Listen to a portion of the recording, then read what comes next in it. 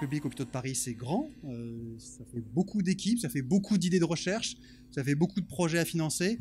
Et on est ravis d'avoir voilà, déjà en 3 ans collecté plusieurs millions d'euros grâce au grand public, grâce à des grands mécènes, je le dirais, comme le laboratoire Pilège. 10e rendez-vous, on a, pour ceux qui étaient là les précédents événements, on a eu l'occasion de parler d'intelligence artificielle en santé. Qu'est-ce que c'est vraiment que l'intelligence artificielle dans le secteur de la santé? Qu'est-ce qu'on peut en attendre? On a parlé d'innovation en chirurgie. On a parlé de recherche sur les soins, ce qu'on appelle la recherche paramédicale. On peut faire de la recherche sur les soins et pas simplement sur les causes des maladies. Et puis, on a fait des visites de patrimoine au sein de la PHP. Bref, on en arrive au bout de 2 ans à notre 10e rendez-vous. On est ravis d'avoir pour ce 10e rendez-vous autant de monde. Je pense que c'est le record. Avant de céder la parole à notre président Martin Hirsch, qui évidemment est directeur général de la PHP, je voulais simplement préciser que ce 10e rendez-vous, pour la première fois, est un rendez-vous en partenariat avec un de nos grands mécènes. On est très fiers et je les remercie vraiment chaleureusement, au laboratoire Pilège, Christian Seyrig et toute son équipe. Merci pour votre soutien depuis le début de la fondation, depuis son lancement. Et je suis heureux que ça puisse se concrétiser aujourd'hui à travers un bel événement autour du microbiote.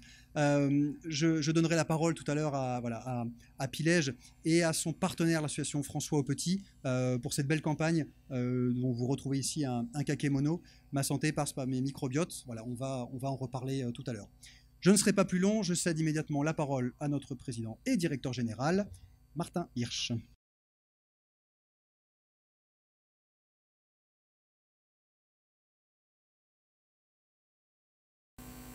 J'attache une grande importance, comme l'ensemble de la maison que je dirige, à ce sujet et aux équipes qui vont présenter leurs travaux ce soir. Le microbiote, vous en avez probablement entendu parler dans les choses de très grande vulgarisation qui ont été faites, comme si il pouvait y avoir un effet de mode. Et nous, c'est quelque chose que nous prenons très au sérieux par des travaux scientifiques, par des travaux cliniques, par des travaux d'innovation, et sur un sujet qui peut avoir des répercussions sur de nombreuses disciplines. Et on a la conviction qu'on serait coupable de ne pas mettre toutes nos forces pour essayer de faire avancer la recherche et la clinique dans ces domaines, dans la mesure où, comme vous savez, on est le plus grand centre hospitalier universitaire de toute l'Europe. Toutes les disciplines sont représentées. Vous allez voir à travers les différentes présentations que les interactions du microbiote peuvent concerner depuis le fonctionnement cérébral jusqu'aux maladies intestinales, en passant par beaucoup d'autres maladies chez l'enfant comme chez l'adulte, comme chez la personne âgée. Et le rôle de l'AP est d'ouvrir des voies nouvelles. Et nous pensons que dans ce domaine-là, nous réunissons les forces, nous pouvons forger les outils pour pouvoir le faire. Pour ça, on a besoin d'être soutenus, d'être aidés. Et on en a fait un des axes majeurs de notre fondation qui vient en appui de ces projets qu'on a défrichés, qui ne sont pas encore bien installés dans le paysage. Donc merci au laboratoire qui soutient cette soirée et soutient ce projet, est devenu mécène de la fondation à l'occasion de ce projet. Puis merci peut-être à chacune et chacun d'entre vous et de celles et ceux que vous connaissez qui peuvent soutenir la fondation. C'est vraiment une fondation qui est uniquement concentrée sur ces projets, pour lequel on peut vous garantir que le soutien qui est apporté est un soutien qui va directement dans le développement de nouveaux outils, de nouveaux projets, de nouveaux programmes. Et je pense que vous en aurez la preuve. Et pour celles et ceux qui étaient là il y a 2 ans, vous verrez qu'on a avancé, qu'on n'en est plus du tout au même stade. Et donc, si vous continuez à nous aider, dans 1 an, dans 2 ans, on aura aussi particulièrement avancé. Mais je ne vais pas être plus long et je vais être un auditeur tout à fait attentif. Bonne soirée.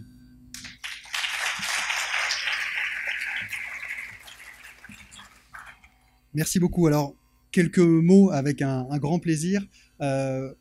Quelques mots de Frédéric Laurent, directeur médical du laboratoire Pilège, et de l'association François Aupetit, Alain Olympy, directeur. Merci de me rejoindre sur scène, et Frédéric également. Quelques mots sur Pilège et quelques mots sur l'AFA, comme on l'appelle.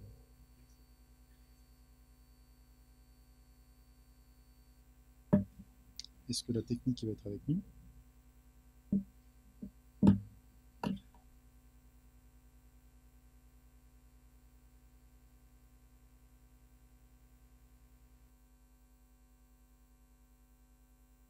Bonsoir à toutes et à tous. Donc, je me présente, je suis Frédéric Laurent, neurogastro-entérologue et directeur médical des laboratoires Pilège. C'est un très grand honneur pour moi d'être présent devant vous ce soir pour vous dire quelques mots dans le cadre de cette conférence extrêmement intéressante qui va vous être présentée sur le domaine des microbiotes. Donc, sous l'égide de la Fondation de l'assistance publique des hôpitaux de Paris pour la recherche et de l'association François Aupetit, dans le cadre du soutien en fait, du laboratoire Pilège, dans le cadre de sa campagne Ma santé passe par mes microbiotes. Alors, quelques mots pour vous parler en fait du laboratoire Pilège et vous dire un peu, parler un peu de son origine, si je puis dire, et de ce qui l'a amené à développer sa participation dans le cadre des microbiotes. Donc, en fait, à l'origine du laboratoire Pilège, un médecin généraliste visionnaire et soucieux de la santé de ses patients, qui l'accompagnait, le docteur Christian Leclerc, qui est présent ce soir avec nous, a eu l'intuition de l'importance de la médecine de santé, de cette médecine dont l'objectif était d'accompagner les patients pour les maintenir en santé le plus longtemps possible. Associant validation scientifique pour soutenir l'efficacité des solutions de santé que le laboratoire pouvait proposer, et également dans le cadre d'une approche pharmaceutique pour assurer la qualité en fait, et la sécurité de ces solutions de santé, le docteur Christian Leclerc s'est entouré de différentes compétences nécessaires pour développer en fait, le laboratoire Pilège dans 4 grandes dimensions que sont la nutrition, la micronutrition, la phytoaromathérapie et également la prise en charge des microbiotes, ce dont nous allons parler évidemment ce soir. Dans cet esprit en fait, de médecine de santé, est née également l'importance d'une approche globale calée en fait, sur l'écoute du patient, la proposition d'une approche structurée pour pouvoir justement lui proposer des solutions individualisées. Et c'est vraiment tout l'état d'esprit en fait que le laboratoire Pilège a pu développer en fait tout au long de ces quasiment 3 décennies qui le séparent de son origine. En fait, dans cette démarche-là, l'idée c'est que nous sommes tous uniques. Et qu'il est donc logique que nous puissions avoir une proposition globale qui prenne en charge en fait notre unicité au travers de solutions qui proposent une alimentation équilibrée, une activité physique qui peut servir justement le maintien en santé, des compléments alimentaires, une approche psychocomportementale et la prise en charge en fait des microbiotes. Donc le laboratoire Pilège, guidé par l'intuition de son fondateur, a investi son premier domaine de santé il y a quasiment 30 ans maintenant, principalement donc autour de ce qui s'appelait à l'époque la flore intestinale et qui s'appelle maintenant le microbiote intestinal, et a permis en fait au début des années 90, période où la connaissance sur les microbiotes était en fait relativement limitée, d'intuition, en recherche scientifique, en expérimentation, de commercialiser le premier probiotique, l'Actibiane. En fait, pour s'assurer de l'efficacité de ces solutions santé naturelles et ciblées, le laboratoire Pilège a fait le choix d'une recherche et développement intégrée, basée en France, dans l'objectif de maîtriser en fait l'ensemble du processus de la recherche à la commercialisation. Dans ce cadre-là, le laboratoire, les découvertes du laboratoire Pilège ont abouti à un certain nombre de brevets qui soulignent l'innovation de sa démarche autour d'un certain nombre de solutions santé. Pour valider l'efficacité de ces produits, le laboratoire travaille également de concert avec un certain nombre d'équipes de recherche, INSERM, INRA et autres, avec lesquelles il développe un certain nombre d'études scientifiques, cliniques, qu'il publie dans un grand nombre de revues reconnues et qui permettent justement de partager finalement les connaissances médicales que le laboratoire peut développer. La sécurité des patients est au cœur des priorités du laboratoire. Et pour ce faire, des processus exigeants ont été développés au travers de différents procédés, avec un haut niveau de qualité en fait, qui ont été mis en place dès le début de l'histoire du laboratoire. Ce haut niveau d'exigence permet en fait, d'assurer la qualité de la fabrication, aujourd'hui reconnue au travers d'un certain nombre de certifications, afin d'obtenir les probiotiques les plus adaptés, ou les solutions probiotiques les plus adaptées. Le laboratoire Pilège sélectionne en fait les souches bactériennes sur lesquelles il travaille, en s'assurant qu'elles répondent à un certain nombre de critères de qualité et de sécurité qui sont en fait validés par une norme interne qu'on appelle la norme HQM, haute qualité microbiotale, et qui amène en fait à faire passer ces différentes souches bactériennes au travers de différents critères, différents paramètres, comme par exemple la viabilité, la stabilité des souches, leur non-antibiorésistance, leur certification, leur efficacité démontrée, et également l'adhésion à la muqueuse intestinale, qui sont des paramètres essentiels à la fois pour assurer l'efficacité de ces différentes souches bactériennes, de ces différents probiotiques, et également la sécurité. Dans cette médecine de santé, en fait, qui côtoie finalement la médecine de la maladie, cette médecine de santé s'est développée au travers de différents enseignements qui sont donnés donc par différentes universités au travers de diplômes universitaires, interuniversitaires également, autour de la micronutrition, de l'alimentation et de la prévention en santé. Et afin de partager en fait la connaissance autour de ces différents domaines d'expertise, le laboratoire Pilège accompagne également les professionnels de santé au travers de formations courtes, d'e-learning, de groupes d'échange de pratiques, et également autour d'interventions scientifiques de haut niveau, avec des intervenants de renom, qui permettent d'accompagner en fait l'ensemble de la connaissance que le laboratoire Pilège peut partager en fait avec les différents partenaires avec lesquels il travaille. Le laboratoire Pilège accompagne également la première revue indépendante sur les microbiotes qui s'appelle la Revue des microbiotes. Enfin, toujours dans l'idée de partager, d'être au plus près d'une information validée pour les patients, le laboratoire Pilège a développé en fait depuis de nombreuses années maintenant un certain nombre d'événements d'envergure qui permettent d'accompagner cette information auprès des patients et de partager en fait la connaissance scientifique pour aider le plus grand nombre à prendre soin de sa santé. C'est notamment le cas de la Fondation Pilège, qui, sous l'égide de la Fondation de France, accompagne un certain nombre de projets pour sensibiliser en fait le plus grand nombre sur la prise en charge de sa santé au quotidien, au travers de différentes missions d'accompagnement, d'éducation, de formation, tout au long de la vie, notamment en matière d'alimentation, en matière d'activité physique, de sommeil ou de gestion du stress. La Fondation soutient également la recherche, la formation et l'innovation en faveur de la prévention individualisée. Depuis plus de 3 ans maintenant, le laboratoire Pilège s'est investi dans une communication auprès du grand public pour partager en fait ses connaissances au travers de la campagne Ma santé passe par mes microbiotes. C'est la 3e année consécutive que cette campagne est réalisée. Vous la trouvez aussi bien sur les réseaux sociaux qu'au cours de cette conférence ce soir. Pour conclure, cette introduction sur le laboratoire Pilège, entreprise dédiée à la médecine de santé, dans l'accompagnement des professionnels de santé autour d'une vision globale et d'une prise en charge individualisée. J'aimerais remercier la Fondation Assistance publique des hôpitaux de Paris pour la recherche, de nous avoir permis d'y être associés, ainsi que la Fondation François Aupetit, aujourd'hui reconnue d'utilité publique et seule organisation française à se consacrer aux maladies inflammatoires chroniques de l'intestin, la rectocolite hémorragique et la maladie de Crohn, pour nous avoir donné donc l'opportunité de nous associer à cette très belle conférence sur le rôle du microbiote en santé. Je vous remercie.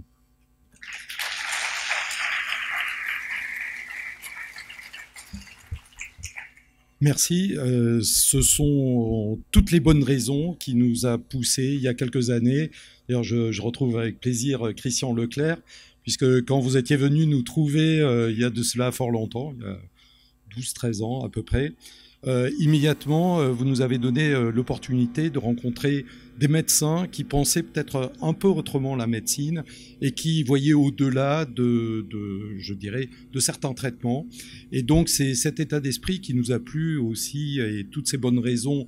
Je me souviens la première fois où j'étais intervenu dans votre rencontre avec des médecins, j'avais dit, oui, mais c'est bien tout ça, mais il va falloir aussi un niveau de preuve suffisant pour vous imposer dans la médecine et aux autres médecins.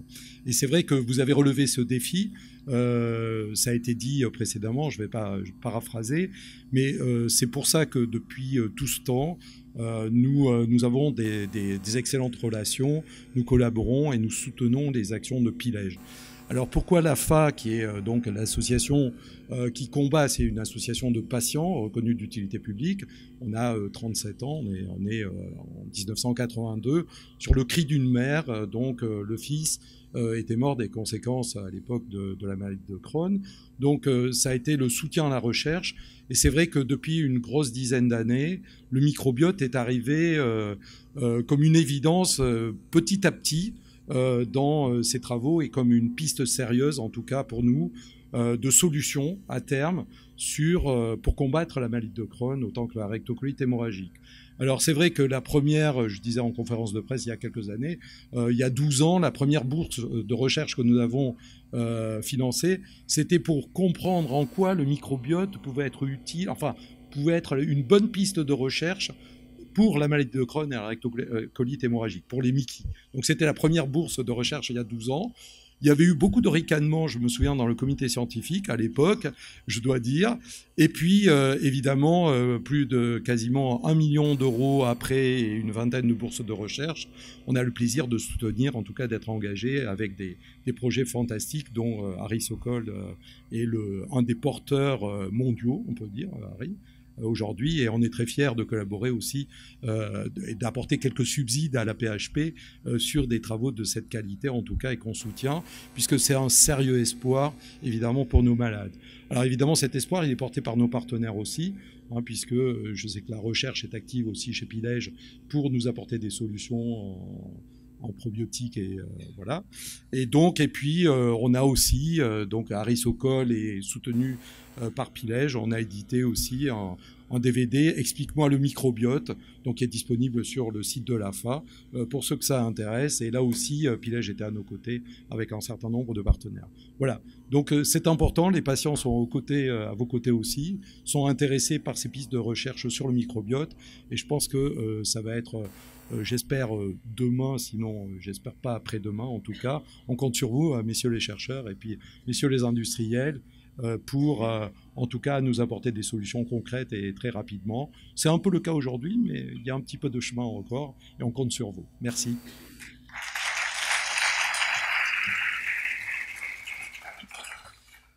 Merci à tous. Alors entrons dans le vif du sujet. Qu'est-ce que c'est que le microbiote ? On va pas faire un tour de table pour savoir qui a une idée, etc. etc. On s'est dit qu'on allait plutôt demander à un des pionniers de la recherche sur le microbiote à la PHP, le professeur Philippe Marteau, du service de gastro-entérologie de l'hôpital Saint-Antoine, de nous apporter quelques premières réponses. Philippe, cher Philippe, merci de prendre place. Et Philippe a également accepté d'être l'animateur scientifique de cette soirée, où vous voulez. Où ça vous fait plaisir. Alors, en quelques mots, qu'est-ce que c'est que le microbiote ? Parce qu'on parle beaucoup de microbiote intestinal. Est-ce que le microbiote n'est que intestinal ? On parle de microbes. Enfin, c'est quoi tout ça ? Chers tous, bon, je vois votre génération, vous avez besoin qu'on vous le dise. À l'école maintenant, je viens de voir le programme d'enseignement. Ce sera sur votre site, j'ai mis la diapo. En gros, à l'école primaire, on apprend qu'il y a des microbes partout dans le corps.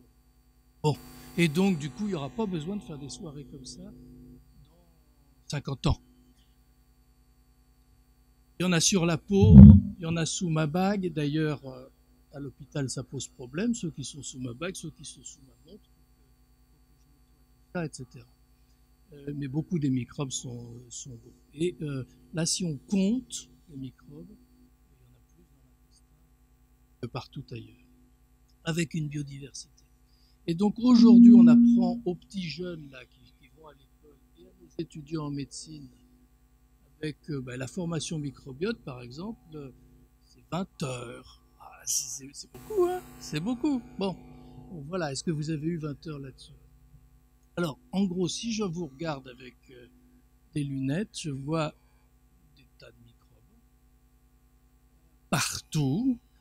Et puis, dans le fond, je vois un peu les mêmes microbes partout. Hein. Quoi qu'il y en a qui ont des lunettes, il y en a qui ont des cheveux longs, vous voyez ce que je veux dire ? Il y en a qui ont de la barbe. Enfin, ah non, ça c'est... Là, j'ai changé de lunettes. Vous voyez, c'est vous, mais vos microbes, c'est pareil. Nos microbes, c'est pareil. Donc, il y a une biodiversité qui nous habite. Et alors, ce qui est extraordinaire, c'est que, comme on s'en occupait pas, on vient de faire des découvertes où on découvre la nature. Et donc, mon introduction, je voudrais juste vous dire que tout ce que vous allez entendre aujourd'hui, vous allez le comprendre. C'est quoi comprendre? C'est prendre avec soi. Eh bien, vous allez repartir avec des microbes, mais même avec des connaissances supplémentaires. Et qu'est-ce que vous allez apprendre? Vous allez apprendre que tout ça, c'est écologique. C'est-à-dire que on est des tas de microbes avec des tas de cellules et qu'on fonctionne ensemble en écosystème. Donc, c'est fini d'imaginer un homme stérile sans microbes. On imagine que quand on mange quelque chose, les cellules humaines en mangent un peu, on fait notre soupe et on vit heureux dans cet amphithéâtre où nous allons apprendre des choses fantastiques. Donc, très heureux vraiment qu'il y ait la possibilité à des chercheurs comme ça, de l'assistance publique, de communiquer sur ce qu'ils font. La première partie est, paraît-il, sans questions. C'est moi qui les poserai les questions. La deuxième partie sera avec des questions. Et on leur a demandé à chacun de faire très court sur des thématiques. Allez, le microbiote et vos recherches, vous allez voir, c'est de la recherche internationale. Préparez-vous, hein, les experts, vous direz, mais vous en êtes par rapport à la Chine, par rapport à l'Allemagne, par rapport à... Donc le premier expert, je crois que c'est Alexis Mosca, pédiatre qui va nous parler du microbiote, j'espère, mais des enfants aussi, j'espère aussi, Alexis. Encore une fois, regardez, il est sympa, mais il est mondialement connu. Merci beaucoup Philippe. Alors effectivement, on va faire très court, ça va être sous la forme un peu d'un teasing. Je vais vous expliquer et je vais essayer de vous convaincre de pourquoi il est extrêmement intéressant de s'intéresser au microbiote du bébé, parce que figurez-vous, et c'est un peu ce qu'a dit Philippe, en même temps que naît le bébé, naît un écosystème. Alors effectivement, le microbiote de l'adulte, c'est plein de bactéries, avec des noms qu'on n'arrive pas à mémoriser, imprononçables. Fecalibacterium prosnitzi. J'ai mis 5 ans à le mémoriser, à le prononcer. C'est bon, Harry? Ouais, il est bon, au bout de 5 ans. Et ça, c'est le microbiote de l'adulte. Mais le microbiote de l'adulte, il n'arrive pas comme ça. Et si on veut schématiser un petit peu, se donner un peu des images entre nous, voilà un peu comment on pourrait définir le microbiote comme une petite bille qui se balade dans un paysage. Et vous voyez que quand le microbiote est nouveau-né, chez le nouveau-né, la petite bille, elle peut aller un petit peu partout. Et finalement, avec le temps, en quelques années, elle va se développer, se stabiliser, aller dans un puits où elle sera enfin ce qu'on appelle stable et résiliente. Sauf qu'il y a des puits qui sont associés plutôt à une bonne santé, et vous allez le voir avec les exposés suivants, qu'il y a des puits qui sont plutôt liés à une mauvaise santé. Donc notre boulot de pédiatre, c'est de savoir un petit peu comment ça se passe. Alors je vais vous donner juste quelques petits flashs comme ça sur ce qu'on connaît. Tout d'abord, les choses commencent dès la grossesse. Il y a quelque chose d'incroyable, c'est que la maman, quand elle est enceinte, la future maman, elle prépare son microbiote intestinal pour transmettre à son bébé des bactéries qui vont aller le coloniser, qui sont en particulier des bifidobactéries. Et on a montré très récemment, vous voyez, ça date de cette année, que c'est lié à l'augmentation de la progestérone en fin de grossesse que ce microbiote s'adapte. Alors ensuite, cette mise en place, là, cette stabilisation dans la vallée, elle est liée à plein de facteurs. Alors il y a les facteurs maternels, on vient d'en dire un, puis il y a tout l'environnement, l'alimentation du bébé et tout un tas de facteurs qui vont faire qu'il va aller dans une vallée ou une autre. Alors, parmi ces facteurs, ce qu'on peut dire, c'est que la génétique a un rôle très très faible. Hein, pour aller vite, la génétique, notre génétique explique que quasiment même pas 2% de la composition de notre microbiote intestinal. En revanche, l'environnement joue donc avec une grande partie, 98%, puis c'est bien parce que la génétique, la modifier, c'est compliqué. L'environnement, le modifier, ça peut être plus facile. Donc, c'est quand même un espoir d'avoir un effet sur la santé de ce côté-là. Et ce qu'on voit en particulier ici, c'est que ce qui modifie le plus la composition du microbiote du bébé, c'est le fait d'être allaité ou pas. Alors, pourquoi? Eh bien, parce que figurez-vous que dans le lait de maman, il y a des sucres destinés au bébé. C'est-à-dire, le lait de maman nourrit le bébé et le microbiote du bébé. ces sucres, on les appelle les oligosaccharides du lait maternel, en anglais des HMO, et vous voyez que c'est très spécifique à l'espèce humaine, parce que si on regarde chez l'humain, il y en a 5 à 20 grammes par litre, alors que chez la vache, il y en a 0,05 à 0,1 g par litre. Donc il y en a 100 fois plus chez l'humain. Donc il y a une vraie spécialisation évolutionniste pour cueillir ces HMO qui nourrissent le microbiote. Et encore plus intéressant, c'est qu'on voit que ces sucres qui vont nourrir le microbiote, ils vont réellement orienter la composition du microbiote du bébé, puisque quand la maman va transmettre des bactéries à son bébé, ne vont survivre que celles qui sont capables de utiliser ces sucres pour grandir. C'est réellement les bactéries qui sont dans notre intestin sont là aussi parce qu'elles ont de quoi manger. Et donc c'est pour ça que la première alimentation du bébé est absolument fondamentale dans cette composition. Alors, juste une diapositive pour résumer. Effectivement, on est ce qu'on peut appeler un holobionte, on est un écosystème mélangé de nous et de ces bactéries, et particulièrement alors dans ce qu'on appelle un petit peu les 1000 premiers jours de vie, qui sont en fait de la conception aux 2 ans de l'âge de l'enfant, en parallèle se développe le microbiote de l'enfant et en particulier son système immunitaire dans l'intestin. Et maintenant, on a pas mal d'études à la fois chez l'homme et à la fois chez l'animal qui tendent à prouver qu'un problème de dialogue à ce moment-là de la vie peut entraîner un surrisque de devenir obèse, allergique, d'avoir des maladies auto-immunes ou des pathologies infectieuses. Donc nous, on a cette ambition d'un grand projet de cohorte qui va collecter les selles dès la période de la grossesse jusqu'aux 5 ans de l'enfant pour voir un petit peu, effectivement, sous quels facteurs se met en place le microbiote et quels sont ses effets sur la santé de l'enfant.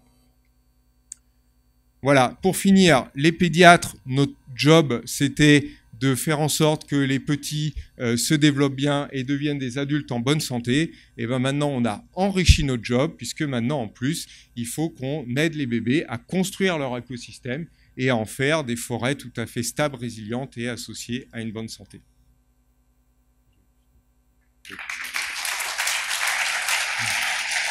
C'était bien, hein. Super, non, pas de question, mais il y en aura tout à l'heure. Maintenant, c'est Gabriel Perlmutter qui va venir nous...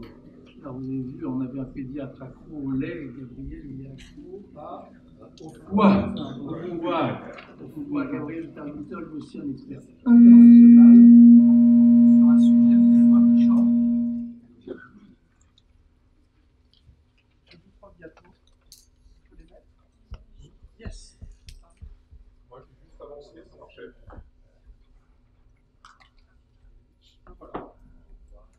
Alors, on va parler un peu de foie et de microbiote. Alors, pourquoi le foie et le microbiote? Parce que le foie, déjà que vous sachiez d'où vient le mot foie, le foie, ça vient de figue, parce qu'il y a très longtemps, les Égyptiens, quand ils aimaient bien le foie gras, ils gavaient leurs oies, leurs canards, avec des figues, d'où le mot foie-figue. Et pourquoi le foie est très important avec le microbiote? Parce que du fait de sa situation dans le corps humain, il est en contact direct avec le tube digestif, par une veine qu'on appelle la veine porte, qui ouvre ses portes au foie, et ainsi il est directement en contact avec tout ce que vous mangez, tout ce que vous avez dans le tube digestif, et donc toutes les bactéries qui vont interagir de façon directe avec le foie. Et donc on comprend bien que, comme il y a une interaction directe, quand vous avez un déséquilibre de votre écosystème bactérien, vous allez avoir un retentissement sur votre foie. Et donc nous, on s'est intéressé à Clamart, en fait, aux différents agresseurs du foie. Alors, qu'est-ce qui se passe au niveau? Le foie, c'est comme une grosse usine. Tout ce que vous mangez va être transformé par le foie pour fabriquer tout ce qui vous compose, et puis le foie c'est un bon écolo, il va tout éliminer après, et les bactéries vont jouer un rôle. Il va y avoir plusieurs agresseurs sur le foie, vous avez l'alcool, vous avez le surpoids, la malbouffe, la junk food, les médicaments et les virus. Et donc nous on s'est intéressés au départ à l'alcool. Pourquoi? Parce qu'on avait des personnes qui consommaient de l'alcool et qui allaient parfaitement bien, et d'autres qui ne consommaient pas plus d'alcool et qui étaient malades. On s'est demandé pourquoi il y avait une telle différence entre, pour une même consommation d'alcool, sur la toxicité au niveau du foie. Vous pouvez le décliner aussi sur le surpoids quand vous mangez certains. Et donc on a commencé à étudier le microbiote des personnes qui venaient dans le service. Tous consommaient de l'alcool, certains avaient une maladie grave du foie et pas d'autres. Et on a vu que les personnes qui avaient une maladie grave du foie avaient une signature de leur microbiote différente de ceux qui n'allaient pas bien, de ceux qui allaient bien par rapport à ceux qui n'allaient pas bien. Et donc on avait donc une corrélation entre le fait d'avoir une toxicité d'alcool au niveau du foie et pas de toxicité d'alcool. Et donc pour voir si ce n'était pas simplement une corrélation, mais en fait une cause, vous prenez des souris qui n'ont jamais eu de bactéries et vous les humanisez en transférant les bactéries des patients aux souris. Et donc un groupe de souris reçoit les bactéries de la personne qui picole et qui ne va pas bien, et l'autre groupe de souris reçoit les microbiotes de personnes qui consomment de l'alcool et qui vont bien. Et vous alcoolisez les souris. Donc, je vous le fais rapidement, ça prend plusieurs années, et c'est là où le miracle se fait, puisque la souris qui reçoit de l'alcool et qui est humanisée par le microbiote de la personne qui a une toxicité du foie de l'alcool, développe une toxicité au niveau de son foie, et vous transférez la susceptibilité du foie à l'alcool via les bactéries digestives, via le microbiote intestinal. Et plus fort encore, après, quand vous rendez le foie malade et vous transférez les bactéries d'une personne qui consomme de l'alcool mais qui va bien à une souris que vous avez rendue malade, vous la guérissez.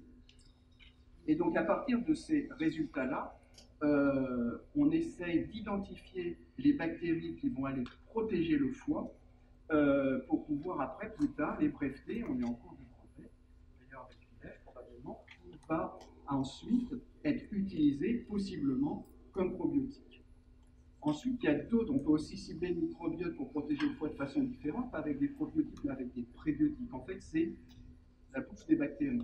Et par exemple, dans la bouffe des bactéries, vous avez des prébiotiques, une sorte de prébiotiques, comme la pectine, que vous pouvez voir ici, qui se trouve dans la pomme. Et donc, je vous rappelle que Chirac mangeait des pommes, à son âme, que Churchill disait One apple a day keeps the doctor away. Et donc, quand vous donnez de la pectine de pomme à des souris, vous modifiez leur microbiote intestinal et vous leur guérissez le foie quand il a des lésions hépatiques induites par l'alcool, et on se demande si ce n'est pas déclinable pour d'autres maladies du foie.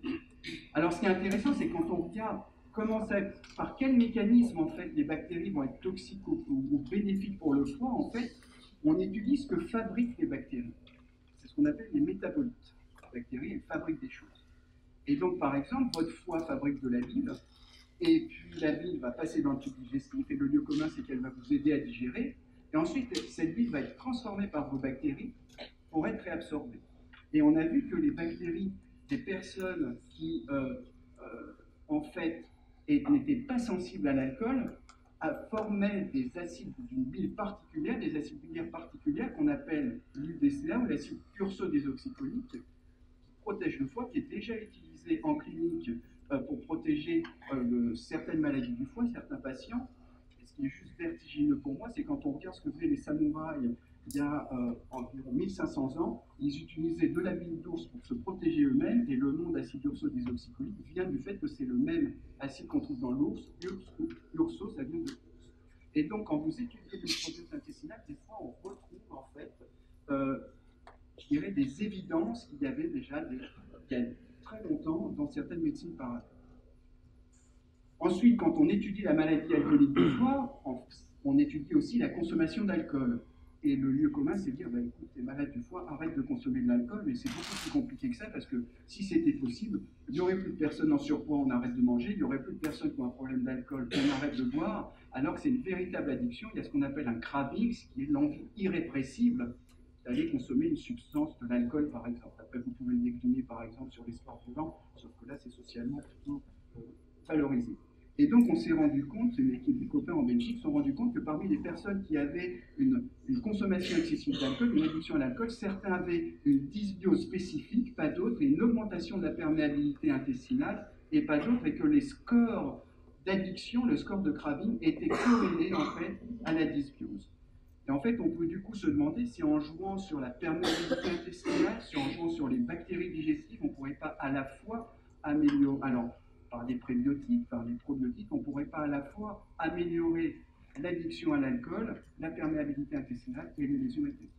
Donc je pense que tout ce qu'on peut imaginer faire avec le microbiote intestinal est vertigineux. Et donc pour conclure, en fait, si on va plus loin en termes de médecine prédictive personnalisée, j'espère qu'en rentrant dans les années à venir, notre microbiote intestinal, nos gènes, certains de nos métabolites, on pourra peut-être avoir une médecine prédictive individualisée qui sera complémentaire des grands essais thérapeutiques qu'on fait actuellement, où on ne s'occupe pas des extrêmes, et peut-être que justement sur les extrêmes, en modulant le microbiote intestinal, on pourrait améliorer le pronostic et la prise en charge des patients. Et puis je voudrais rapprocher ça pour ceux qui en doutent, des joueurs d'échecs. En 20 ans, on avait un ordinateur qui jouait aux échecs qui était nul, où tout le monde le battait, et puis après, on est arrivé à battre le champion du monde. Voilà, ça c'est toutes les personnes qui travaillent avec moi. Et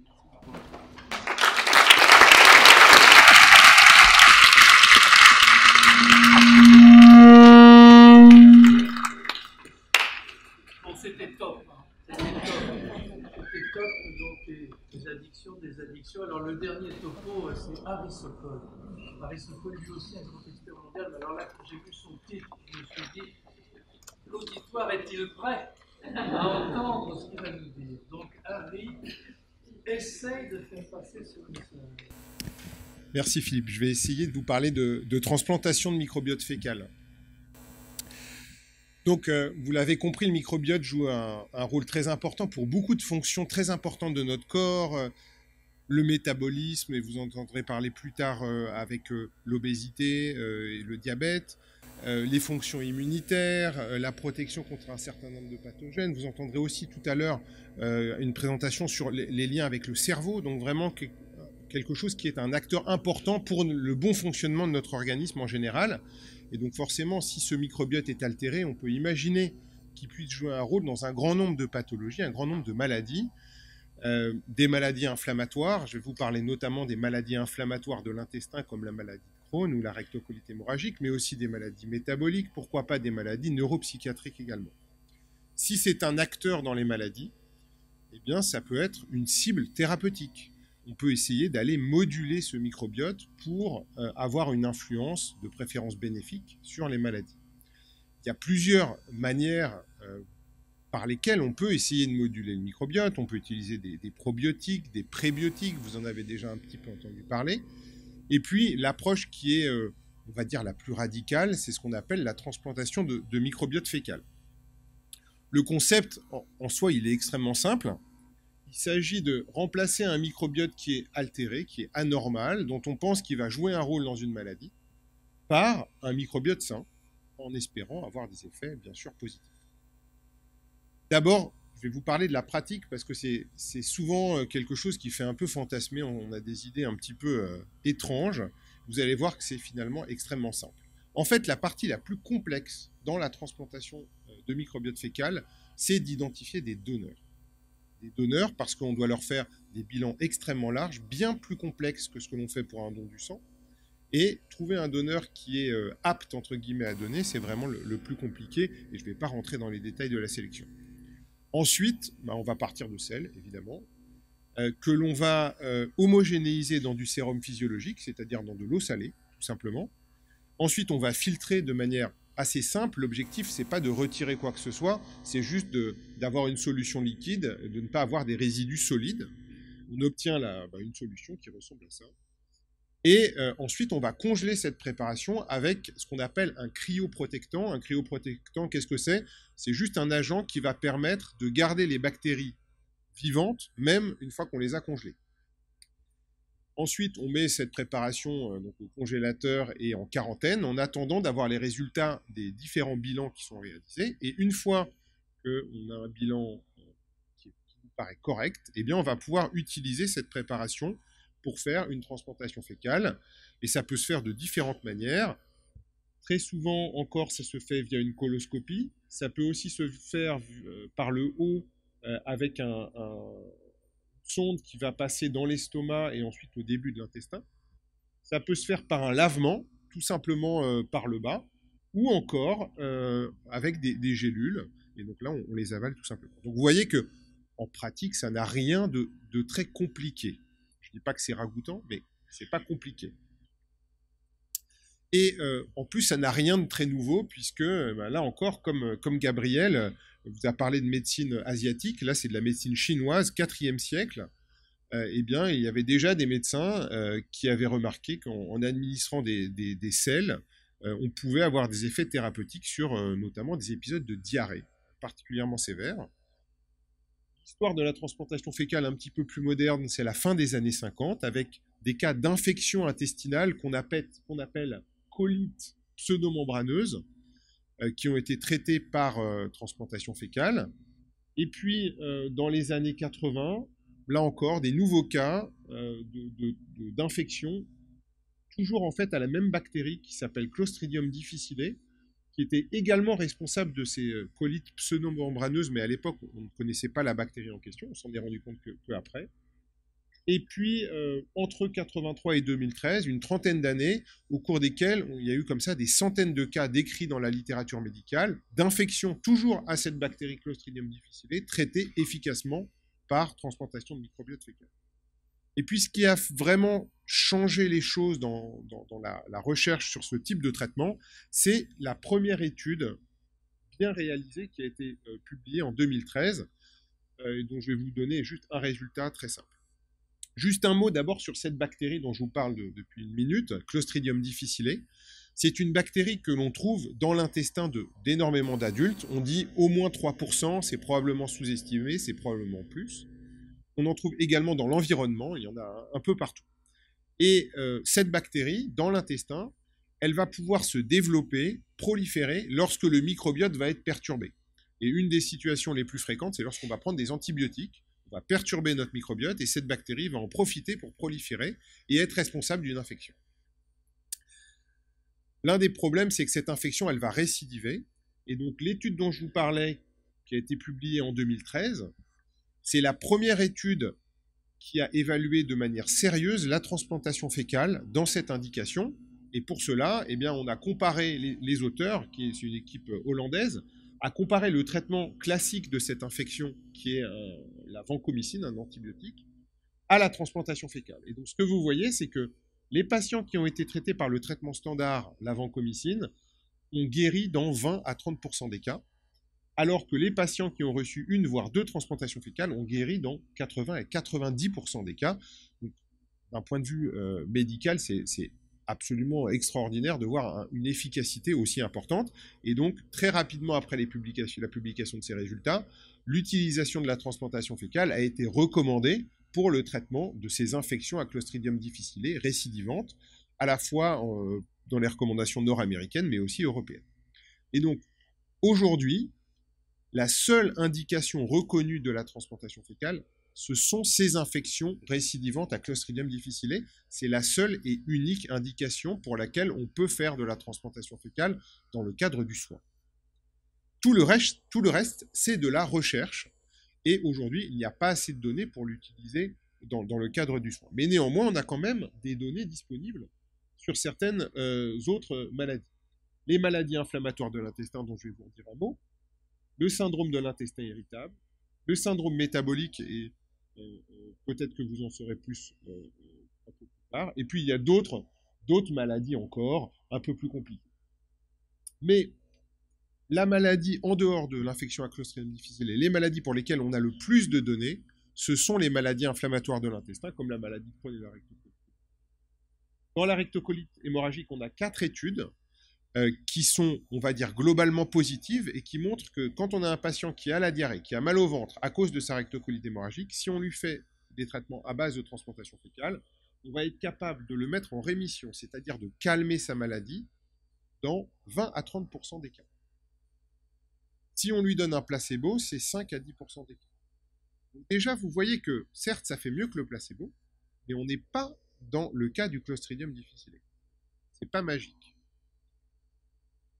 Si on prend la maladie de Crohn, jusqu'à présent, il n'y a pas d'étude qui a été publiée, mais à l'hôpital Saint-Antoine, on a réalisé une étude pilote avec une approche un petit peu différente. Au lieu de traiter les patients pour induire la rémission, c'est-à-dire pour essayer de calmer la diarrhée et l'inflammation, d'abord, on va leur donner un traitement par cortisone pour calmer l'inflammation, et on va faire la transplantation fécale après, pour essayer de maintenir la rémission, donc de calmer de manière prolongée l'inflammation induite dans cette maladie. Et voilà ce que l'on a observé.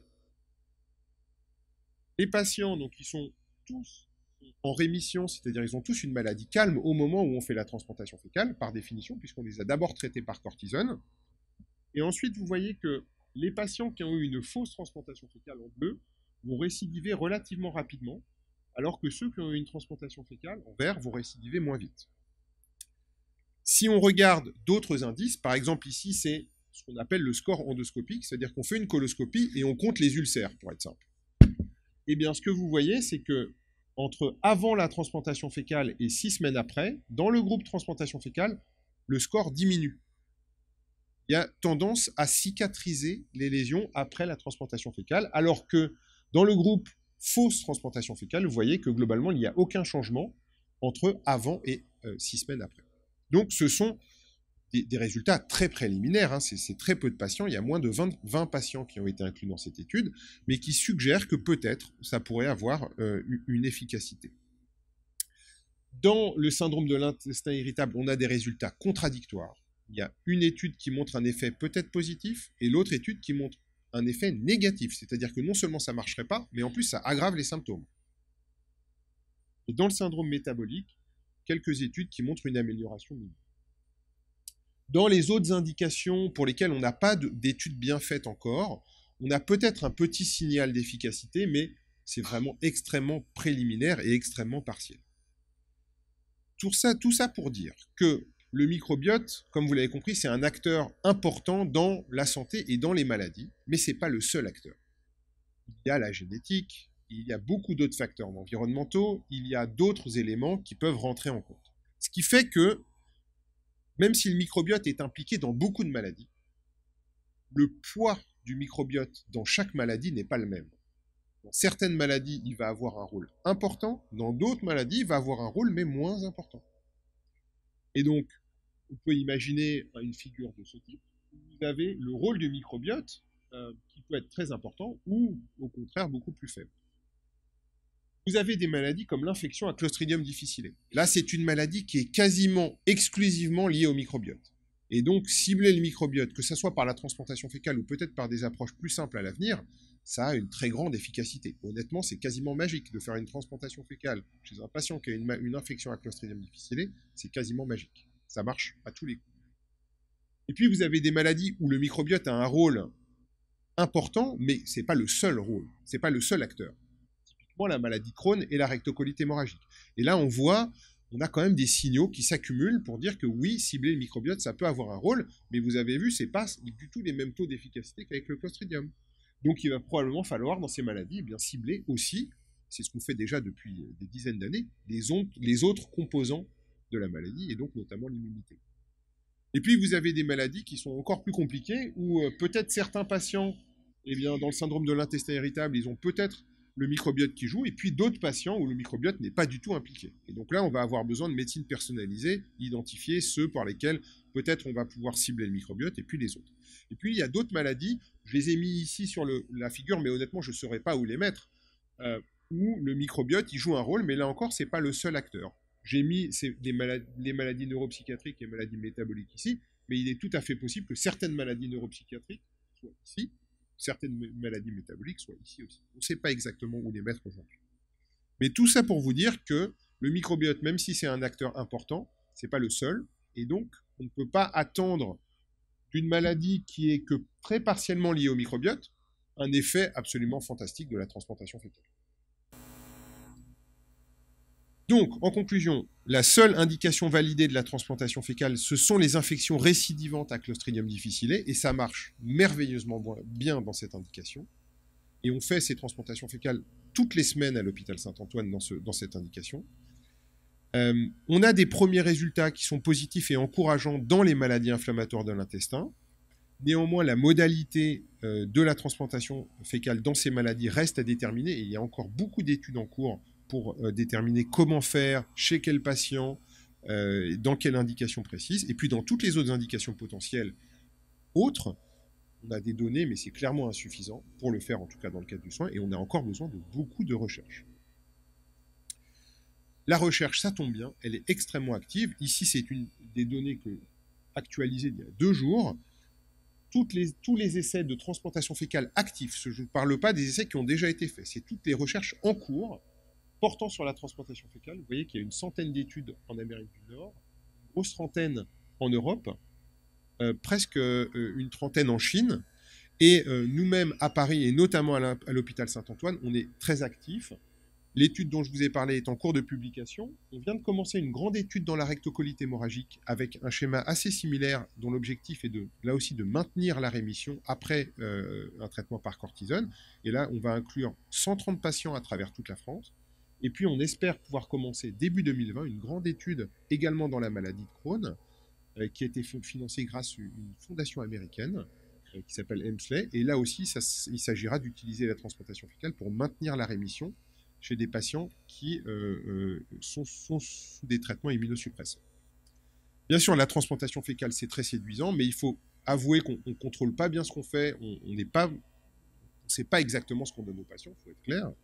Et donc l'avenir, c'est probablement d'identifier, notamment grâce à ces études, quelles sont les bactéries, les champignons, les molécules qui sont porteuses des effets thérapeutiques, de pouvoir les produire dans des usines, de les mettre dans des gélules et de les administrer de manière régulière, en sachant et précisément ce qu'on donne aux patients, avec l'espoir d'avoir des effets thérapeutiques. Et c'est ce qu'on appelle les probiotiques de nouvelle génération qui viennent de l'intestin.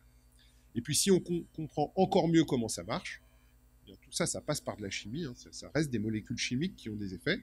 Et donc si on peut identifier les molécules impliquées, eh bien, on peut aussi les donner directement aux patients. C'est ce qui a été fait par l'industrie pharmaceutique pendant des années en allant dans la forêt amazonienne, identifier des molécules, les tester pour voir si elles avaient des effets. Et bien là, c'est exactement pareil, sauf que la forêt amazonienne, elle est là. Voilà, je vous remercie.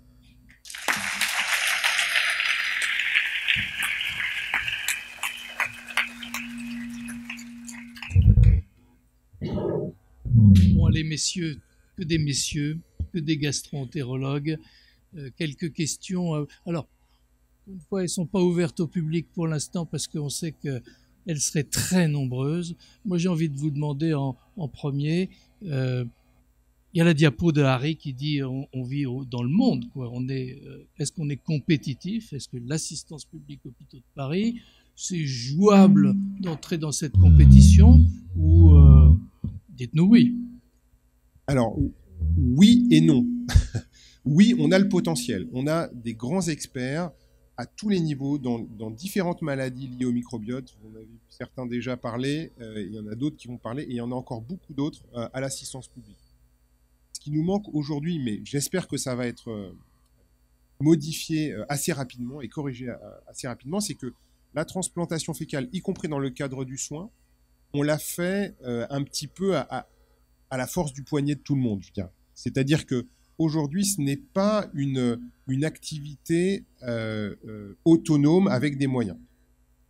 Donc, comme cette activité clinique de routine ne se fait encore pas assez avec des moyens dédiés, quand on veut faire de la recherche, c'est assez compliqué parce qu'on n'a pas le squelette clinique classique du soin sur lequel on va brancher la recherche. Autrement dit, quand on fait de la recherche en gastro-entérologie classique, on fait tous des consultations. Si on fait une consultation de recherche, eh ben on va brancher sur la consultation habituelle une consultation de recherche. C'est pas très très compliqué. Si on n'avait pas la consultation de soins, créer à partir de rien une consultation de recherche, c'est simple. Gabriel Alexis, qu'est-ce que vous pensez de ça? On demande à un chercheur, il dit toujours il me faut plus de sous, enfin, c'est normal. Mais qu'est-ce que vous pensez de ça? C'est vraiment une question importante, je crois. Question importante, c'est une réponse difficile. On trouve qu'on a. Je dirais qu'à l'assistance publique, on a une grande force, c'est qu'on a des patients. Excusez-moi, je pensais que ça passait. Je disais qu'on a une grande force à l'assistance publique. On a les médecins, on a les patients, on a la volonté de faire. Je dirais qu'on a une faiblesse. On a le sentiment de ne pas avoir assez de moyens. Je suis désolé, mais pour pouvoir, pas forcément financier, mais aussi humain, pour pouvoir travailler et développer la recherche et inclure les patients. Quand on fait un protocole de recherche, c'est un travail en soi et on a du mal avec toutes les activités qu'on a à le faire en plus de la recherche fondamentale, quand on fait de faire de la recherche clinique en plus de la recherche fondamentale, ou inversement, quand on fait de la recherche clinique, on a moins le temps de faire de la recherche fondamentale. Et je trouve qu'il y a un contraste entre la volonté d'arriver à aller au bout du microbiote et puis les difficultés opérationnelles pour le faire. Est-ce que les réseaux, est-ce qu'on est sérieux? Est-ce qu'on travaille vraiment les uns avec les autres en réseau, comme un microbiote, quoi? Vous voyez ce que je veux dire? Ils sont tous soudés pour la santé. Est-ce qu'on est tous comme ça? Les pédiatres, par exemple. Vous êtes soudés, les pédiatres? Alors, oui, je ne sais pas si on est plus soudés ou moins que les autres, mais moi, je voudrais juste compléter un petit peu la réponse. Je souscris complètement à ce qui a été dit. Et moi, peut-être ce que je trouve, et c'est mon rôle un peu d'être optimiste en tant que pédiatre, c'est que l'assistance publique a tendance à développer notre créativité, à la fois dans l'adversité, comme le dit très bien Gabriel, et il a raison. Moi, par exemple, ce matin, là, on a déployé tout un logiciel informatique dans mon hôpital en Big Bang. Vous voyez, c'était très créatif. Je peux vous dire que cette adversité a développé beaucoup de connexions, de réseaux et de compétences entre nous. Et dans la médecine et dans la recherche, je crois qu'on a cette force. Et c'est vrai que dans les publications, je trouve que il y a une petite French touch un peu de créative et imaginative. Voilà. Alors, je vais me poser la question à moi-même, tiens. J'abuse. Mais non, je suis vieux, moi. J'étais avant eux. Et les progrès ont été extraordinaires pour l'assistance publique dans justement le fait de monter ça. Vraiment, on bricolait. Je dis pas que vous bricolez pas, mais vous bricolez moins que nous. Vous êtes vraiment... Voilà. Alors, il faut arriver à travailler en réseau, il faut avoir conscience de cette compétition, pas se lancer dans des trucs où on serait moyen ou médiocre. Et donc, la compétition au niveau biologique, etc., c'est la Chine aujourd'hui, je crois, et l'Amérique. En Europe, comment vous vous placez? Je pense, allez, dites-le, comme moi, on est très bon. Non? On est très bon. Ils l'ont dit. Merci. Alors, bon, autre question peut-être pour voir un petit peu. J'aime beaucoup la bille. Hein. J'aime beaucoup la bille qui se déplace. C'est toi quoi, qui a donné la bille. Vous avez vu une bille qui cherche son équilibre, quoi, qui va toute seule. Puis quand elle a trouvé un endroit où elle est à l'aise, elle prend le podium, puis elle bouge plus. 2 heures après, Marteau est toujours là. Et donc, qu'est-ce qui pousse la bille? Qu'est-ce qui fait qu'une bille va se stabiliser, qu'un écosystème va finalement bien fonctionner comme ça? Alors, j'ai montré un certain nombre de facteurs. Je crois qu'un facteur prédominant, c'est la nourriture. Je dis pas ça parce que je suis gastro, mais clairement, les bactéries qui sont dans notre intestin sont là et survivent parce qu'elles ont de quoi manger. Et donc, le facteur nutritionnel est, je crois, ce qui influence le plus la composition du microbiote chez l'adulte, mais aussi surtout chez le petit, chez l'enfant. Et après, il y a effectivement tout un tas de facteurs et qui sont, comme j'avais dit, majoritairement environnementaux. Donc on peut essayer, si on les découvre, si on sait, si on connaît, si on découvre les clés de tout ce développement, je crois qu'on a vraiment un rôle, nous, à jouer en amont des maladies, dans la prévention, pour éviter de se retrouver avec un microbiote qui peut-être favoriserait l'apparition d'une maladie inflammatoire, d'une dépendance à l'alcool, d'une maladie métabolique. Et ça, c'est, je crois, notre grande force, notre grand espoir. Bien sûr, comme l'a dit Harry, il y a probablement des maladies où on pourra faire varier le curseur de quelques pourcents, d'autres peut-être quelques dizaines de pourcents, je ne sais pas. En tout cas, il y a clairement un rationnel scientifique là-dessus. Et moi, j'y crois en tout cas beaucoup. Et je crois qu'on oriente notre recherche de ce point de vue-là. Les petits camarades aussi, quand on est aussi simple que parler de l'alimentation, vous êtes d'accord que ça a de l'avenir de travailler là-dessus et peut-être du coup d'avoir des moyens pour savoir ce qu'on mange? Est-ce qu'il y a un logiciel, par exemple, qui me permet de savoir si je mange bien? Et est-ce que tu l'utilises? L'alimentation joue certainement un rôle majeur. Quand je vous dis que certaines personnes sont sensibles à l'alcool et pas d'autres, je ne vous ai pas dit pourquoi, mais il est vraisemblable que les apports alimentaires, à un moment donné dans la vie, ont été différents et qu'un microbiote différent a été généré avec d'autres facteurs, mais l'alimentation joue sûrement un rôle.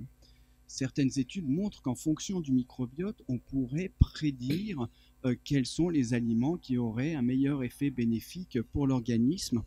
Alors ça semble merveilleux, mais je ne veux pas enfoncer une porte ouverte, mais on va quand même se retrouver à la fin à manger du brocoli plutôt que manger de la junk food. Donc, je caricature à peine, mais il faut faire attention à ce qu'on veut dire. Oui, le microbiote en termes de médecine prédictive, ça va avoir un rôle, certainement en termes de facteurs de risque et probablement pour modifier l'histoire naturelle des maladies. Pour dire qu'est-ce qu'il faut manger à titre individuel, on va peut-être pouvoir dire, voilà, chez cette personne, quand elle prend un peu d'alcool, elle a un risque de faire un cancer du sein, et pas l'autre, en fonction du microbiote. Effectivement, mais après, on va quand même se retrouver à privilégier ce qui est vert par rapport à ce qui est trop sucré.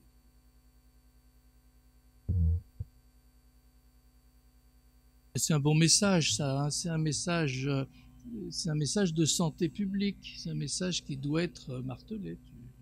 Très bien dit. Très bien.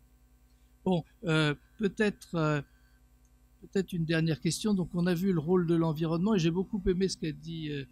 Les versions diverses de vos avis, c'est-à-dire entre l'environnement qui joue un très grand rôle, l'environnement qui joue un rôle peut-être mineur, et surtout l'ouverture d'esprit. Donc, est-ce que vous ne croyez pas, je vais vous tendre une perche, mais alors, que la biodiversité des chercheurs est un facteur de chance, de succès? On veut vraiment mieux soigner les malades demain. Regardez, là, il y a un truc marqué, là, il y a impatient. Ces gars-là, là, ils savent que lundi, leur consultation sature. Ils ont un courage extraordinaire de monter au créneau devant vous. Ils le savent. Hein. Donc, vous voulez faire ça? Est-ce que vous ne croyez pas que c'est justement cette biodiversité et la richesse, qu'on soit nombreux, très nombreux maintenant, à l'assistance publique motivée? Si, complètement. Je pense qu'on a besoin... Je saisis la perche. Non, mais c'est exactement ça. On a à l'AP-HP des très grands spécialistes internationaux du microbiote dans leur pathologie. On se pose tous les mêmes questions. On a tous des pistes qui sont similaires. On a des outils qui sont similaires. Et on essaye de travailler ensemble pour qu'il y ait de la synergie, pour qu'il y ait justement ce commensalisme, cet écosystème qui se met en route. On a d'ailleurs répondu à un appel d'offres de la PHP pour essayer justement de faire travailler toutes les équipes d'Île-de-France impliquées dans le microbiote pour justement mettre en commun les compétences, mettre en commun l'énergie et aussi les sous pour avoir des outils qui vont répondre à nos différentes questions. Et donc, on espère que ce projet va être mené à bien. Et l'autre aspect qui est important, je pense, c'est que on parle du microbiote comme si c'était un petit peu quelque chose d'isolé, mais le microbiote, il n'a de réalité que dans l'interaction avec le reste, et notamment nos cellules, l'immunité, les cellules de l'intestin, le métabolisme, le cerveau, etc. Et donc, l'intérêt, c'est aussi pour les spécialistes du microbiote de discuter avec les spécialistes du reste de ce qu'on connaissait avant de s'intéresser au microbiote, parce que c'est justement nos maladies, elles sont très probablement, pour la grande majorité, liées à un problème d'interaction, de dialogue entre le microbiote et le reste. À part peut-être le Clostridium difficile, vous avez vu que c'est quasiment que le microbiote qui est malade, mais dans toutes les autres maladies, c'est un problème de dialogue entre un microbiote anormal et nos cellules qui sont anormales. Donc, on doit aussi discuter avec de ces maladies. Bon, merci beaucoup. Le temps de parole des hommes est écoulé. Je crois qu'il y a une deuxième partie où on entendra des dames.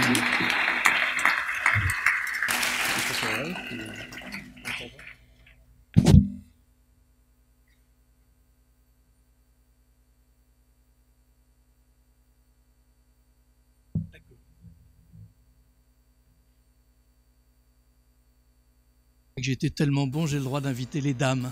Alors, Madame Karine Clément, s'il te plaît. Karine Clément, elle aussi, mondialement connue sur une maladie épidémique, l'obésité, le syndrome métabolique, et qui va nous parler du microbiote et de tout ça. Bonsoir, mais merci d'avoir organisé cette soirée autour du microbiote et de l'activité qui en découle. Donc je vais vous parler effectivement de l'obésité, ou plus exactement des obésités. On va essayer de passer... Est-ce que je suis en train d'avancer là? Non, je suis en train de reculer.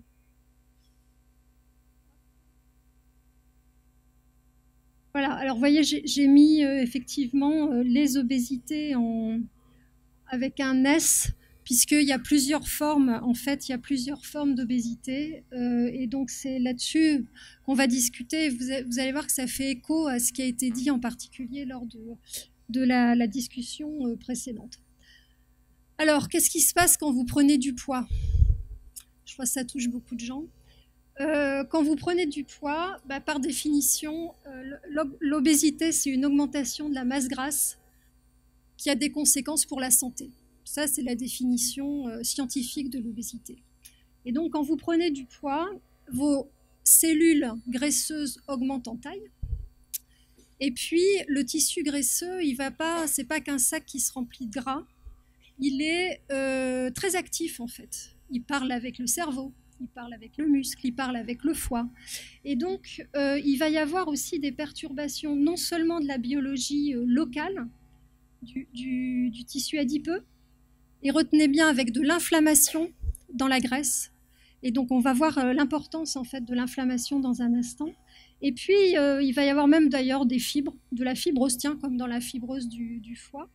Les vaisseaux vont être perturbés. Et tout ça, ça va perturber les dialogues aussi. Non seulement le tissu adipeux devient malade, mais ça va perturber aussi les dialogues avec les autres organes. En d'autres termes, comment ce tissu graisseux va discuter avec le cerveau, avec le foie, avec le muscle. Et ce qui est assez curieux, c'est que les nutritionnistes, pendant des années, on a négligé un organe qui fait partie, en fait, de tous ces dialogues. C'est quand même assez paradoxal. C'est quoi? Oui, l'intestin. L'intestin, en fait, finalement, oui, parce qu'en fait, nous, les nutritionnistes, on se disait, oui, l'intestin, il est en prise directe avec, certes, l'environnement, ce qu'on mange, puis il se passe des trucs, là, il y a un tube, et puis les nutriments, ils vont aller dans nos organes, et puis on avait une vision un peu métabolique, quoi, l'alimentation et le lien avec le tissu adipeux. Et puis, forcément, l'intestin, au sein de l'intestin, il y a le microbiote. Et donc, ces 15 dernières années, il y a eu effectivement vraiment une prise de conscience de l'importance de... Alors, en fait, il y a un collègue qui m'a dit l'autre fois, oui, vous avez vu la lumière. Oui, on a vu la lumière de l'intestin. Une prise de conscience de l'intestin et de sa lumière, et en son sein, le microbiote intestinal. Et donc, sur ce schéma-là que vous voyez, donc pathologie d'organes, l'obésité, ça se réduit pas à « je mange trop ». À un moment donné, il y a une progression. Et le tissu graisseux, il devient malade. Et comme je vous l'ai dit, il y a un problème de dialogue entre les organes. Et puis, en plus, on est inégaux devant, vous le savez tous, on est inégaux devant ces changements environnementaux. Il y a des gens qui vont prendre du poids facilement, d'autres moins. Et il y a eu des progrès considérables également au niveau de la génétique. Si bien qu'aujourd'hui, on a même repéré des cas dans lesquels la génétique était très importante. Et d'ailleurs, on parle de la PHP, on a des essais à la PHP pour traiter ces patients qui ont ces formes génétiques avec des formes très très graves d'obésité et très très tôt dans l'enfance. Donc l'intestin en prise directe avec nos changements des modes de vie, l'alimentation, je vais y revenir, mais également l'activité physique. Alors d'où c'est venu tout ça ? Dans le domaine de l'obésité, et dans beaucoup d'autres pathologies. D'ailleurs, c'est un modèle assez incroyable qui sont des souris qui n'ont pas de microbiote. Donc des souris sans germes. Alors déjà, quand vous les suivez, ces souris, elles grossissent différemment. Même si vous essayez de les faire grossir, voyez ce que vous voyez ici, une souris sans microbiote, elle va moins grossir qu'une souris avec du microbiote. La première chose. Donc, il semblerait que le microbiote a quelque chose à voir avec notre stockage énergétique, et donc le stockage du tissu graisseux. Et puis, qui dit souris sans germe dit transplantation, transfert de microbiote. Et comme d'autres pathologies, c'est ce qui a été fait. Alors, on fait grossir une souris, c'est assez simple de faire grossir une souris, on lui donne du lard. Donc, elle va augmenter son tissu adipeux. Et puis, il va y avoir le développement d'une tendance à... Bien sûr, elle va devenir obèse, elle va devenir résistante à l'insuline, même devenir diabétique. Son intestin va devenir plus perméable. Et puis, elle va aussi avoir une inflammation, mais ce n'est pas comme une infection, c'est une inflammation bas grade. Et ce qui a été bien montré, c'est que si finalement on prend cette souris qui a grossi, on prend ses selles et on l'en transfère dans une souris qui n'a pas de germes, en fait, la petite souris qui a reçu ces selles, bah, elle va aussi avoir tendance à développer une obésité, à développer un diabète, à développer de l'inflammation. Et on peut faire ça d'ailleurs de l'homme à la souris. On peut prendre des selles d'une personne obèse, on va mettre chez une souris qui n'a pas de germe, elle a tendance à prendre du poids, alors que la souris qui a reçu en fait les selles d'une personne qui n'a pas de problème de poids ne va pas devenir obèse. Mais il y a une chose très importante en fait dans ces études, c'est que la réponse de la petite souris là, qui a reçu le microbiote de la souris obèse, en fonction de son alimentation, elle va répondre différemment. L'alimentation est critique, en particulier dans la transmission des effets du microbiote. Il y a une alimentation qui va être facilitante, je vais y revenir, et une autre pas forcément facilitante. Donc, dans ces études-là, le transfert du microbiote, souris à souris ou homme à souris, a reproduit la prise de poids et les altérations métaboliques. Mais vraiment importance du régime alimentaire. En gros, si vous continuez à nourrir les souris par une alimentation qui va être assez grasse, etc., vous allez avoir des effets assez différents. Alors, on ne s'était pas concerté avant, mais Harry a évoqué la forêt amazonienne. Et puis, vous avez vu dans les médias, il y a un feu, en fait, c'est pas fini, hein, dans la forêt amazonienne. Qu'est-ce qui se passe dans cette forêt? Donc, ça brûle. Et qu'est-ce qui va se passer quand ça va repousser? Alors, déjà, ça brûle. Le territoire, il est réduit. Et puis, vous savez bien, après un feu, ce qui va repousser, c'est les arbres, les espèces qui ont la capacité, en fait, à se renouveler. Donc, il va y avoir une perte de la diversité. Donc, il va y avoir une forêt moins riche, moins diverses, la composition des espèces d'arbres va changer. Et donc, la nutrition de cette forêt est aussi importante. Si on appauvrit les sols, et quand on parle de nutrition, c'est un enjeu mondial parce que c'est ce qu'on mange, mais aussi c'est ce que les sols nous donnent. Et ce qu'on voit, c'est qu'il y a un appauvrissement des sols. Et les sols dans le monde sont lessivés. Aussi parce qu'il y a moins de diversité bactérienne. Et si vous avez un sol lessivé, vous avez une alimentation, peut-être des fruits et légumes qui seront moins riches également. Donc c'est quelque chose de plus global que ce qui se passe dans l'intestin de ce monsieur. Mais en tout cas, ce qui se passe dans l'intestin de ce monsieur, vous voyez, qui a pris du poids, c'est assez... Il y a une analogie qui peut être faite avec la forêt amazonienne. Puisqu'effectivement, ce qui a été montré, c'est que cette personne va avoir des changements dans la richesse et la diversité, dans certaines espèces spécifiques. Alors, il y a des espèces stars. Alors, comme on disait tout à l'heure, on s'entraîne à prononcer les noms. Donc, Akkermansia mucinifila, c'en est une. Eubacterium alii, c'en est une autre. Mais il y en a plein d'autres. Donc, des changements dans la composition, en fait, de ces groupes bactériens. Et puis, ces bactéries, c'est comme des petites usines. Elles produisent des métabolites qui vont passer la barrière intestinale et qui vont agir sur notre organisme. Et là aussi, il y a des métabolites stars, et il y en a de plus en plus, qui vont agir sur le développement du risque des maladies cardiaques, qui vont agir sur le développement du diabète, par exemple, qui donnent un risque. Et des composants, tiens, le LPS, qu'est-ce que c'est? C'est un élément des membranes des bactéries, et un élément lié à l'inflammation. Et chez les personnes qui ont un problème de poids, il y a un problème également d'inflammation qui s'appelle bas grade, de bas niveau, qui contribue probablement aussi à l'altération des organes, mais peut-être aussi à l'altération du microbiote. Et tout ça, ça va augmenter nos risques cardiovasculaires, cette inflammation, les risques de résistance à l'insuline et de syndrome, ce qu'on appelle le syndrome métabolique, en tout cas les maladies métaboliques et les maladies chroniques. Je voulais revenir vraiment sur l'alimentation. L'alimentation est critique. Et le microbiote, il est en prise directe avec nos changements alimentaires. Tout ce que vous consommez, les protéines, les lipides, les types de sucre, vont avoir un impact sur l'alimentation. Ça, c'est les macronutriments. Mais pas que, on a évoqué les micronutriments. Également, les polyphénols, par exemple, vont jouer un rôle. Les fibres jouent un rôle, mais aussi les composants d'une alimentation plus transformée, puisque nos sociétés ont évolué vers des produits transformés, voire ultra transformés, qui vont agir sur le microbiote. Un autre élément important, c'est les émulsifiants alimentaires. Oui, dans l'alimentation transformée, il y en a beaucoup. Tout ça va agir sur la composition du microbiote. Donc beaucoup de facteurs. Et donc la question, c'est peut-on restaurer le microbiote au fond? Oui, mais il y a une grande variation en fonction des personnes. Et donc un exemple, c'est une étude qu'on avait fait il y a quelques années. Ce sont des personnes qui vont rentrer dans un processus de régime, de restriction calorique. Au départ, c'était assez court, vous voyez, 6 semaines, et puis une autre stabilisation de 6 semaines. Première chose, on est inégaux. Il y a des gens qui ont un microbiote riche et d'autres un microbiote plus pauvre. Eh bien, en fait, ceux qui avaient un microbiote riche avaient plutôt une meilleure réponse au régime. Alors que ceux qui avaient un microbiote plus pauvre, certes, on était capable d'améliorer le microbiote par cette intervention, mais pas assez pour rejoindre le niveau de microbiote de ceux qui avaient un microbiote riche. Donc, vous voyez qu'il y a des différences de réponse d'une personne à l'autre. Un autre exemple, c'est la chirurgie de l'obésité, dans des formes sévères d'obésité. Là aussi, il y a des changements du microbiote associés à la chirurgie de l'obésité. Et donc ça, c'était un programme aussi hospitalier de recherche clinique qu'on a mené il y a quelques années, qui s'appelle Microbaria, dans lequel on a montré qu'en fait, 75% des personnes qui rentrent dans ces programmes de chirurgie de l'obésité ont un microbiote appauvri.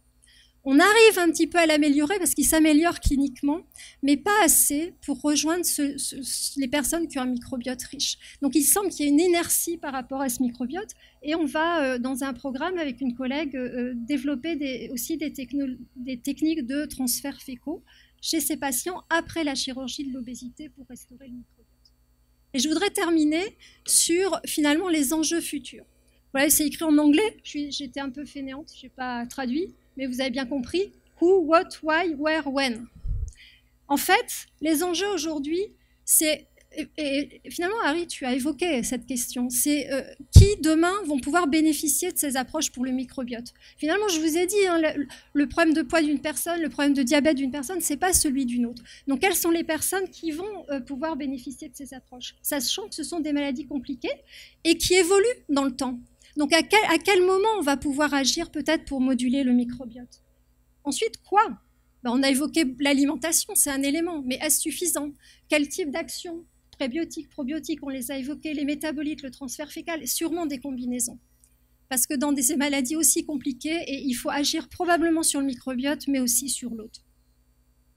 Et puis, que veut-on?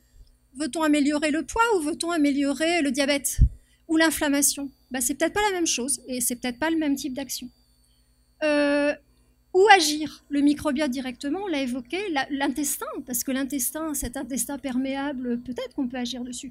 L'hôte, là aussi, c'est complexe et probablement de façon combinée. Et puis, demain, il y a un vrai enjeu. Quand on parle d'alimentation, on parle vraiment de prévention. Et à quel moment, on a parlé des enfants tout à l'heure, à quel moment il faut agir. Et là aussi, on étend ce qu'on peut faire d'un point de vue médical, c'est qu'il y a des vrais enjeux de santé publique. Et puis, monsieur le chairman, je vais m'arrêter là, parce que je pense que j'ai dû écouler mon temps. Je vous remercie.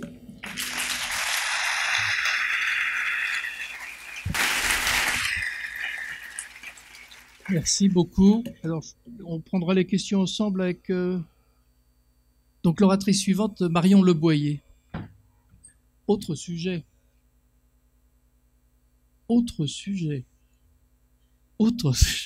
J'en suis muet. Donc, parlez-nous un petit peu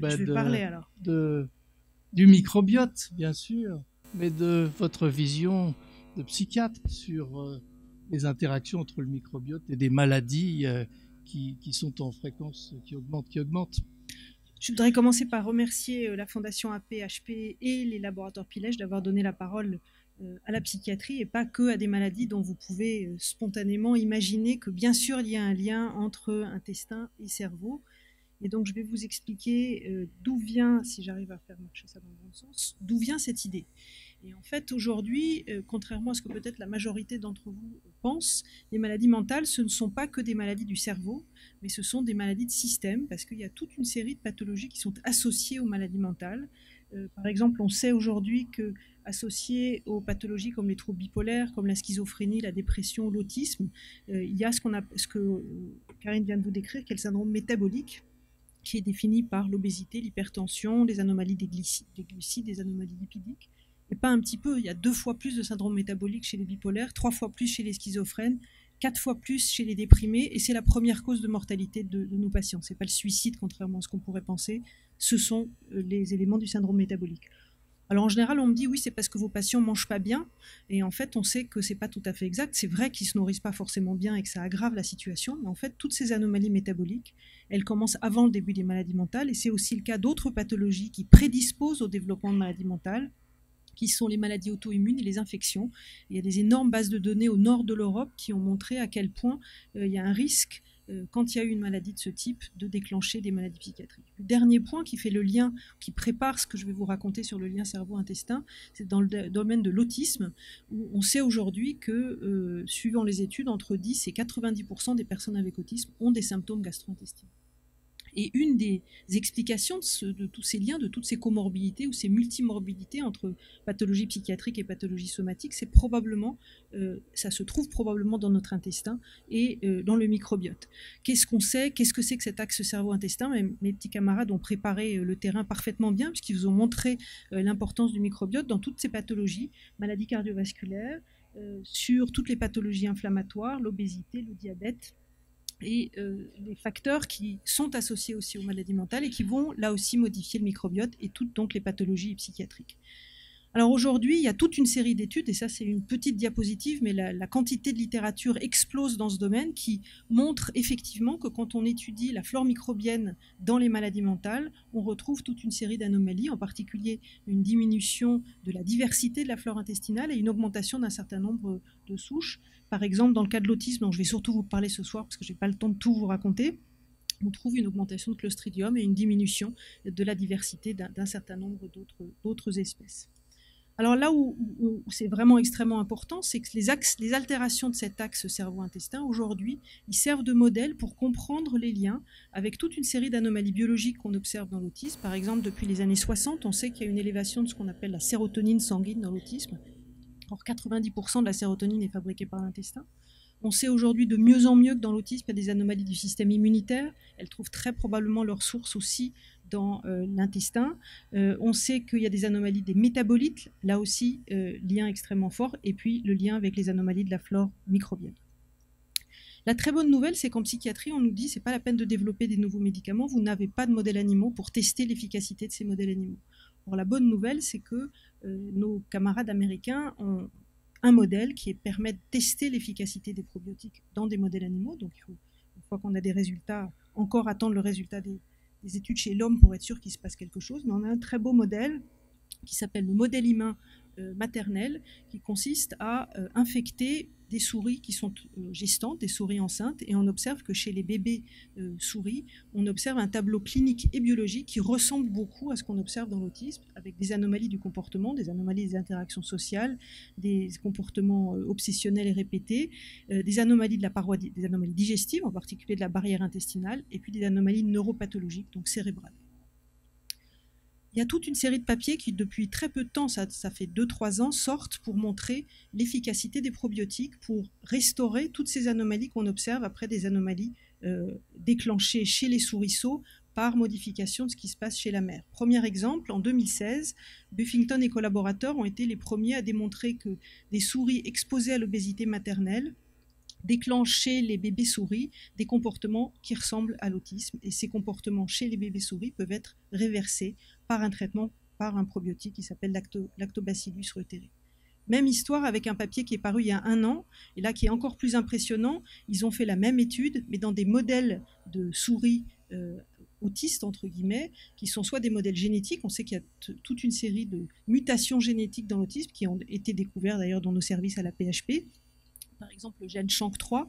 Il y a aussi des modèles environnementaux qui sont associés au déclenchement de l'autisme, comme la prise d'acide valproïque de Dépakote pendant la grossesse. Et dans tous ces cas-là, quand on administre chez les bébés souris des probiotiques, on peut réverser ces anomalies autistiques-like. Tout à l'heure, Harry vous a décrit les transferts de traitement de transfert fécal dans le cas d'infections extrêmement sévères. Ça fait des années que nous, on essaye de déposer des projets de recherche pour pouvoir faire ça dans le cas d'autisme infantile. Et de fait, il y a une étude américaine qui suit une population d'enfants autistes, 15 enfants autistes, qui ont été traités par transfert fécales il y a quelques années et qui non seulement se sont améliorées après la transplantation fécale, à la fois sur le plan des symptômes gastro-intestinaux, mais aussi sur le plan des symptômes cibles de l'autisme, en particulier les comportements sociaux. Il y a une nouvelle étude qui vient d'être publiée qui montre que l'amélioration continue à 2 ans, donc extrêmement prometteur. Alors, où est-ce qu'on en est à la PHP? On a créé à Créteil, à l'hôpital Henri Mondor, une plateforme pour l'étude du microbiote dans l'autisme, où on inclut systématiquement toutes les personnes avec autisme adultes, qui le souhaitent bien sûr, dans une étude qui nous permet d'étudier simultanément leur profil clinique, leur profil sanguin et bien sûr de faire une étude métagénomique, donc de la flore intestinale. Et on stratifie systématiquement les patients en distinguant ceux qui ont des symptômes gastro-intestinaux et ceux qui n'en ont pas. Et on fait avec l'équipe de Michel Neunist à Nantes une étude préclinique qui nous permet de comparer l'impact sur la paroi intestinale du transfert de microbiote fécal venant de personnes avec autisme, avec ou sans anomalies, symptômes gastro-intestinaux. On n'a que des données très préliminaires pour le moment, mais ce qu'on a montré, c'est premièrement qu'il y a une distinction très importante, à la fois sur le plan clinique et sur le plan biologique, entre les patients avec symptômes gastro-intestinaux et sans problèmes gastro-intestinaux. Vous savez qu'en psychiatrie, une des grandes difficultés, c'est qu'on a des entités cliniques qui sont très hétérogènes, et là, on a un fil conducteur pour arriver à identifier des sous-groupes homogènes. Et l'autre point, qui sont les études précliniques qu'on a commencé à faire, c'est que quand on compare les anomalies biologiques qu'on observe chez les souris chez lesquelles on a fait une transplantation de selles venant soit de personnes avec autisme, avec ou sans symptômes gastro-intestinaux, on a des modifications considérables de la perméabilité de la barrière intestinale et de toute une série de métabolites. Donc tout ça est extrêmement prometteur. Et nous avons un certain nombre de projets prêts à démarrer, et en particulier de projets qui permettraient de tester l'efficacité de probiotiques, de stratégies de microbiothérapie qui ciblent à la fois la diminution de l'inflammation, qui ciblent à la fois la flore microbienne et le stress oxydatif. On a démontré l'efficacité de ces composés dans des modèles précliniques. On a des projets qui sont prêts à démarrer. On a des patients qui nous téléphonent tous les jours pour faire partie de ces essais. Mais on n'a pas les moyens de les faire, et c'est vraiment très triste parce qu'on est absolument persuadé que dans une pathologie pour laquelle on n'a aucune stratégie thérapeutique, il y a vraiment un espoir de pouvoir améliorer cette situation. Alors, je suis désolée, le caractère est devenu très petit, je ne sais pas pourquoi, parce que c'est la psychiatrie. Mais en conclusion, je voulais juste vous dire que la modulation du microbiote intestinal par les probiotiques s'appuie vraiment sur un rationnel scientifique qui est tous les jours un petit peu plus solide et avec des perspectives thérapeutiques qui sont extrêmement importantes. Il y a bien sûr toute une série de questions qui doivent être résolues par des essais thérapeutiques bien conduits. Je voudrais juste signaler qu'aujourd'hui, il y a seulement 23 des 11 000 essais cliniques internationaux recensés en psychiatrie qui portent sur l'impact des probiotiques. Donc il y a encore une petite marge de manœuvre pour travailler. Et je vous ai parlé de l'autisme, mais on a exactement le même rationnel et les mêmes composés qu'on pourrait tester dans la dépression, dans la schizophrénie avec prise de poids. Mais là aussi, on a beaucoup de mal à convaincre les reviewers des projets de recherche qu'on peut faire ce type d'études en psychiatrie. Et c'est vraiment dommage.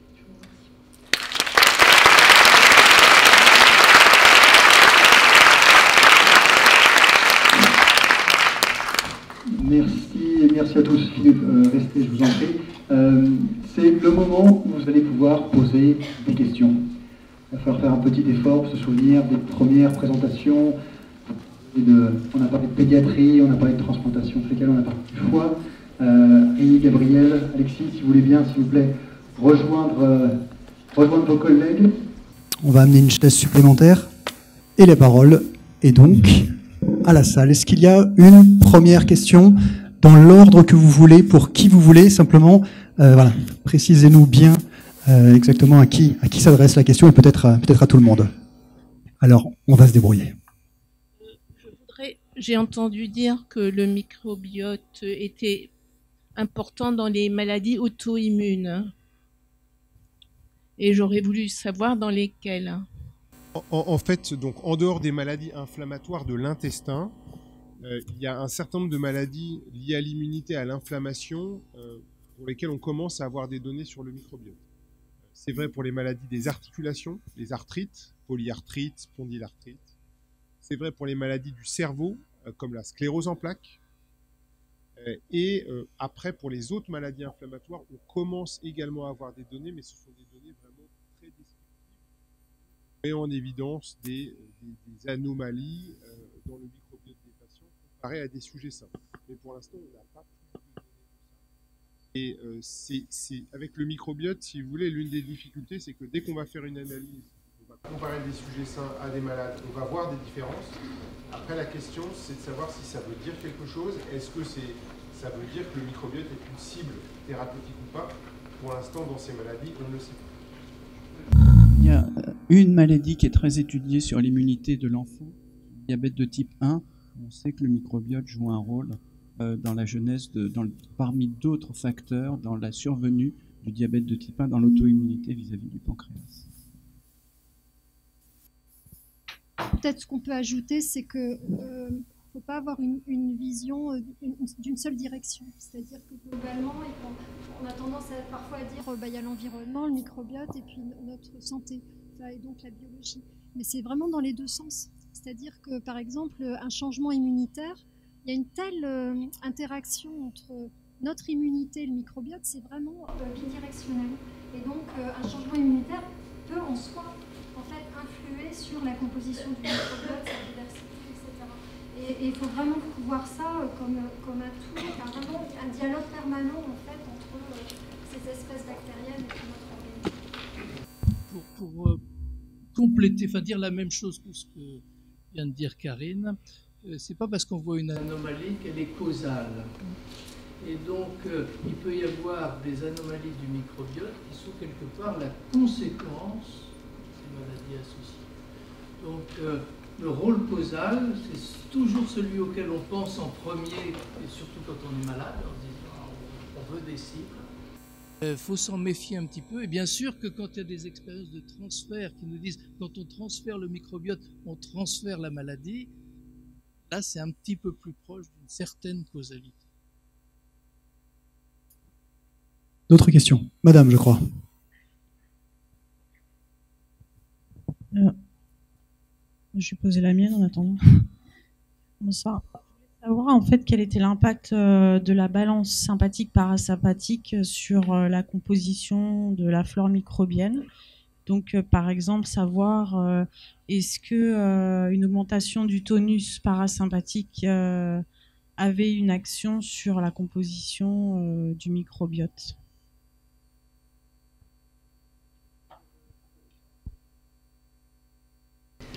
Je ne vais peut-être pas rentrer trop dans les détails parce que c'est vraiment très spécifique. C'est un type de système nerveux particulier qui est, on va dire, automatique, pour être simple. Je ne vais pas rentrer dans les détails. Ce que je peux juste vous dire, c'est que le transit intestinal a des effets sur le microbiote. Inversement, le microbiote a des effets sur le transit aussi. Mais si le transit est ralenti, le microbiote va être différent de si vous avez un transit accéléré. Mais la réponse précise à votre question, elle n'a pas, à ma connaissance, été... Vous avez parlé du rôle crucial de l'allaitement pour la microbiote intestinale. Et on a parlé de l'autisme aussi, je pense aussi par exemple à Prader-Willi. Est-ce que l'ocytocine a un rôle, vous pensez, dans l'établissement de la microbiote par le breastfeeding, l'allaitement? Merci d'avoir posé cette excellente question dont je n'ai pas la réponse. C'est vrai qu'il y a une étude avec l'étude sur l'autisme, enfin sur les souris autistes a montré qu'il y avait un déficit en ocytocine suite à la prise de poids pendant la grossesse et que c'était lié à l'autisme. Mais allaitement maternel, autisme et ocytocine et composition du microbiote, je ne crois pas qu'il y ait de réponse à ça. Madame, vous avez parlé du syndrome de Prader-Willi. Donc, pour ceux qui ne connaissent pas ce syndrome, c'est une maladie dans laquelle il y a une obésité importante qui démarre assez tôt, en fait, dans l'enfance, avec des troubles du comportement alimentaire. Et vraiment, enfin, les patients ont vraiment de grandes difficultés. Alors, je vais vous en raconter une, qui est un article qui va sortir bientôt, qui est justement sur le syndrome de Prader-Willi. Et donc effectivement, dans le syndrome de Prader-Willi, vous avez mentionné l'ocytocine, il y a des essais de l'ocytocine, mais pas en lien avec le microbiote, qui sont pour permettre aux enfants, parce qu'ils ont des problèmes de succion, les enfants au début, et donc ça permet de les aider en fait restaurer ce problème de succion. Donc il y a des essais, c'est un autre domaine. Mais le syndrome de Prader-Willi, ce que je veux vous raconter, c'est qu'on a comparé en fait le microbiote des patients qui avaient une maladie de Prader-Willi, de leurs parents, et aussi des personnes qui ont un problème de poids similaire, mais qui n'ont pas cette maladie-là. Et pourquoi on a fait ça? Parce que ce qui est très très surprenant, c'est qu'à un moment, ces patients, comme ils prennent du poids, mais à un moment donné de leur vie, pas tout le temps, mais à un moment donné, ils sont protégés du diabète. Et ça nous a intrigués.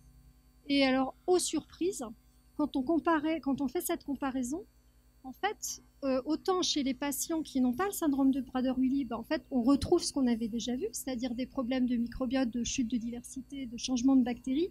Mais chez les patients qui ont un syndrome de Prader-Willi, le microbiote ressemble beaucoup à celui de leurs parents. Alors, on s'est dit, mince, il y a un facteur environnemental qui est... Tous ces patients-là vivaient avec leurs parents, mais vraiment, c'est-à-dire leurs parents qui n'ont pas de problème de poids.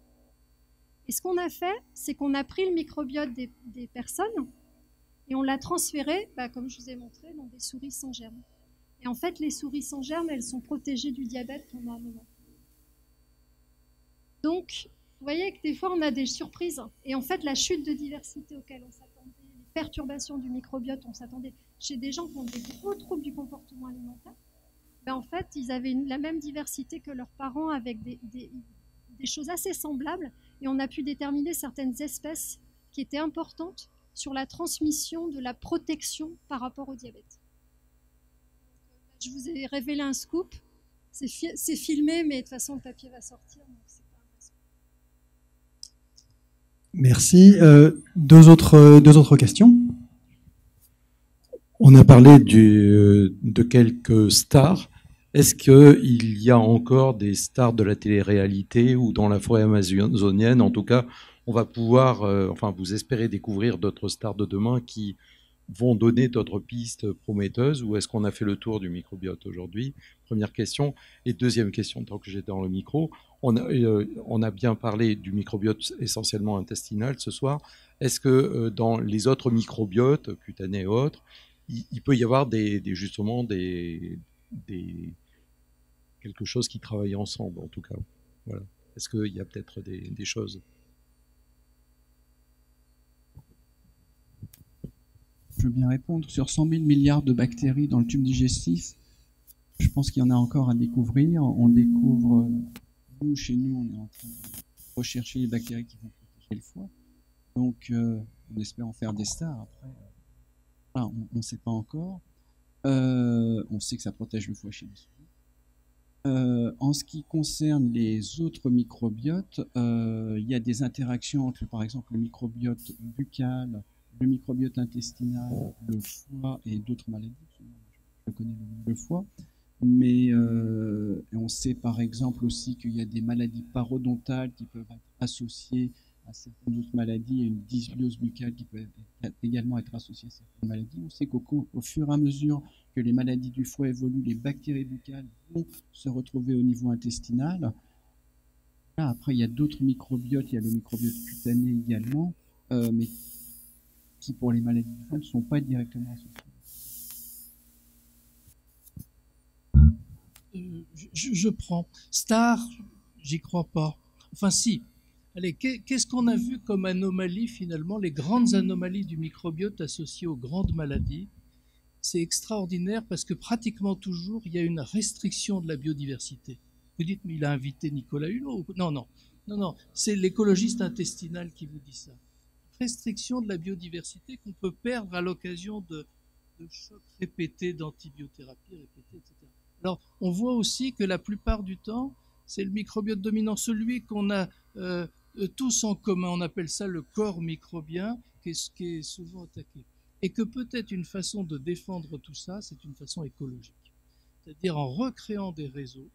On s'est aperçu dans une maladie que tu défends et que tu veux qu'on trouve la cause, et tu as bien raison, la maladie de Crohn, on a vu que les réseaux écologiques, le nombre de connexions entre microbes, à la fois la biodiversité, mais même le nombre de connexions était restreint dans cette maladie. Et comment est-ce qu'on peut rétablir ça? On s'aperçoit qu'il y a des microbes, des consortia, des gens qui aiment bien travailler les uns avec les autres. Vous voyez, on ne s'est pas engueulé à cette table. C'est C'est rare entre scientifiques. Hein, non, ça peut arriver qu'il y en ait un qui soit pas d'accord. Mais c'est ça la notion de consortium. Et parfois, il y a des chaînes trophiques, on les voit pas, mais machin, et il aide machin, il lui donne des prélèvements, machine l'analyse. Voilà. C'est un peu philosophique ce que je viens de dire là, mais c'est de l'écologie en fait. Et les écologistes nous soutiennent en disant c'est rare que la restriction de la biodiversité soit un bon sens écologique. On a quelques contre-exemples pour les donner, mais la plupart du temps, pour protéger la diversité, pour ça, il faut manger des carottes. Il faut un environnement assez divers. Merci Philippe. On a une question, on en prendra encore deux. Allez, mesdames, première question et puis voilà, on se rapproche de l'heure de fin de la conférence.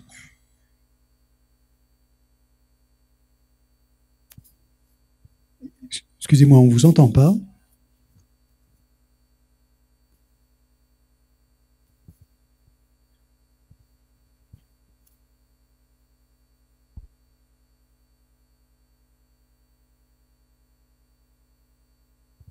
Oui. Voilà.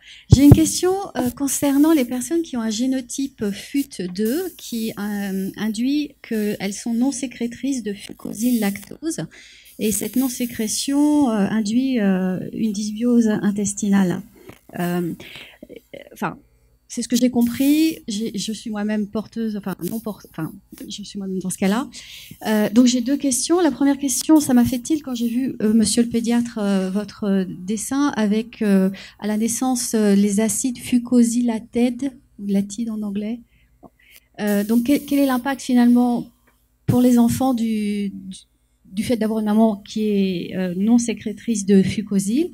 Et ma deuxième question, c'est donc on m'a préconisé de prendre plus ou moins à vie des compléments alimentaires de fucosyl-lactose. Et ma question, c'est où est la limite entre un complément alimentaire et un médicament?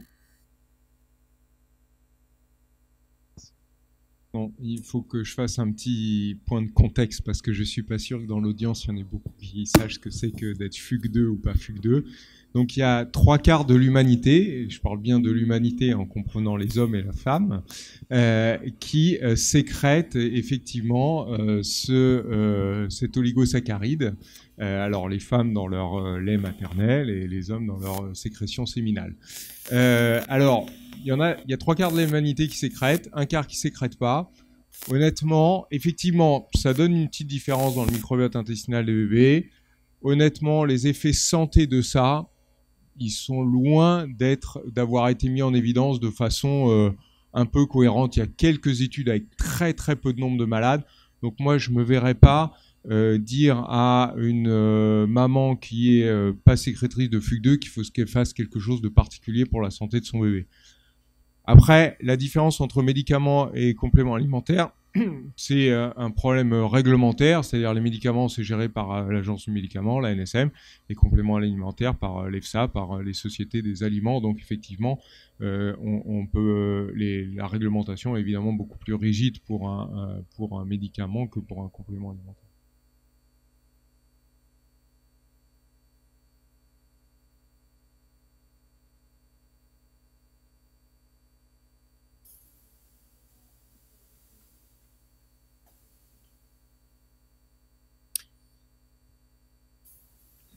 Ok, ça du coup c'est votre expérience, mais en tout cas le rapport avec le fait que vous soyez ou pas sécrétrice de fucosyl-lactose, je suis pas sûr qu'il y ait un lien, mais peut-être que théorique.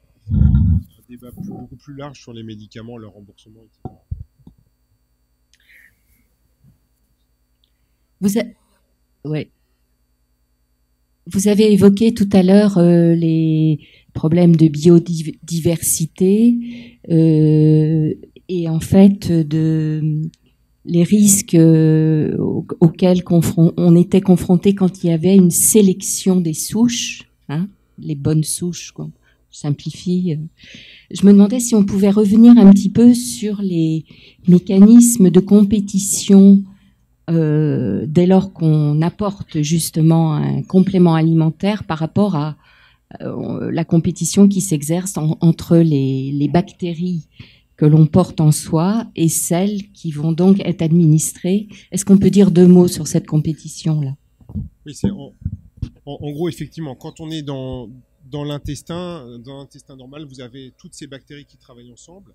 Et c'est comme dans une forêt, chacun a sa place et chaque bactérie a une place qui est complémentaire de tout le reste. Et comme dans une forêt, si vous essayez d'introduire un animal qui n'appartient pas à la forêt, il ne va rien avoir à manger, il va avoir beaucoup de mal à coloniser l'environnement et donc il va s'éteindre très probablement. Et c'est ce qui se passe dans l'intestin. Si vous avez un microbiote qui est en bonne santé, vous prenez une bactérie infectieuse, une salmonelle par exemple, elle va avoir beaucoup de mal à faire une infection parce que toutes les places sont prises. Si en revanche le microbiote est altéré, l'écosystème est altéré, il y a des places disponibles, la même salmonelle va faire une infection. Ce qui est valable pour une bactérie négative peut l'être avec une bactérie positive. Donc ça a été montré, suggéré et montré d'ailleurs par des chercheurs israéliens il n'y a pas très longtemps. Si vous mettez un probiotique dans un microbiote qui est altéré, il va avoir plus de facilité à occuper le terrain. Si vous le mettez sur un microbiote qui est sain, il va avoir beaucoup plus de mal à occuper le terrain. Merci beaucoup et bravo pour vos présentations et vos études très riches. Je suis contente et fière que la France continue son avancée au niveau médical, au niveau scientifique.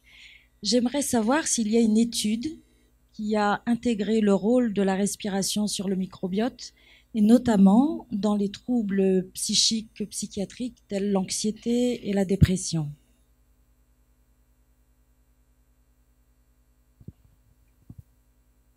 Absolument, j'ai rien vu dans la littérature de ce type. Par contre, il y a toute une série d'études. Pardon, on vous entend très mal. Je disais juste que la réponse est non, parce que je n'ai vraiment jamais vu d'études qui prennent en compte la respiration. Par contre, il y a toute une série d'études sur probiotiques et leur effet dans l'anxiété ou dans la dépression. J'ai une dernière question avant qu'on vous remercie. On a la chance d'avoir là voilà, un public de gens qui sont intéressés par cette question pour tout un tas de raisons différentes. Vous évoquiez chacun les difficultés qui sont liées au financement de la recherche, et voilà, la Fondation existe pour ça. Il y a un autre élément qui est la capacité à créer des cohortes, donc à avoir des gens qui s'engagent volontairement dans ces études. Est-ce que c'est aussi simple, là, maintenant, tout de suite, que de faire un appel au peuple? On a bien compris pour la transplantation fécale, hein, Harry disait, attention, c'est pas aussi simple que ça. Il y a eu une petite anecdote, hein, d'ailleurs, sur l'hôpital Saint-Antoine avec des gens qui ont proposé très largement de participer aux études, alors que c'est pas du tout comme ça que ça fonctionne. Pour les uns et les autres, est-ce qu'à un moment, ça a du sens de faire une espèce d'appel à la population pour dire, écoutez, voilà, on a besoin de gens qui vont participer à des études? Peut-être les uns et les autres, très rapidement, quelques mots sur cette question. Gabriel. Les difficultés dans les études, le plus compliqué, c'est d'avoir des personnes qui vont bien pour pouvoir comparer le microbiote de personnes qui sont malades pour pouvoir définir la normalité. Donc on a toujours besoin de personnes pour rentrer dans les études. Et une des grandes difficultés en recherche clinique, c'est d'avoir justement de pouvoir inclure les personnes dans les études et une fois qu'elles sont incluses, de les suivre sur le temps, puisqu'une cohorte par définition, et c'est quelque chose de prospectif qu'on suit dans le temps et d'éviter les perdus de vue. Donc oui, c'est très important. Marion Leboyer.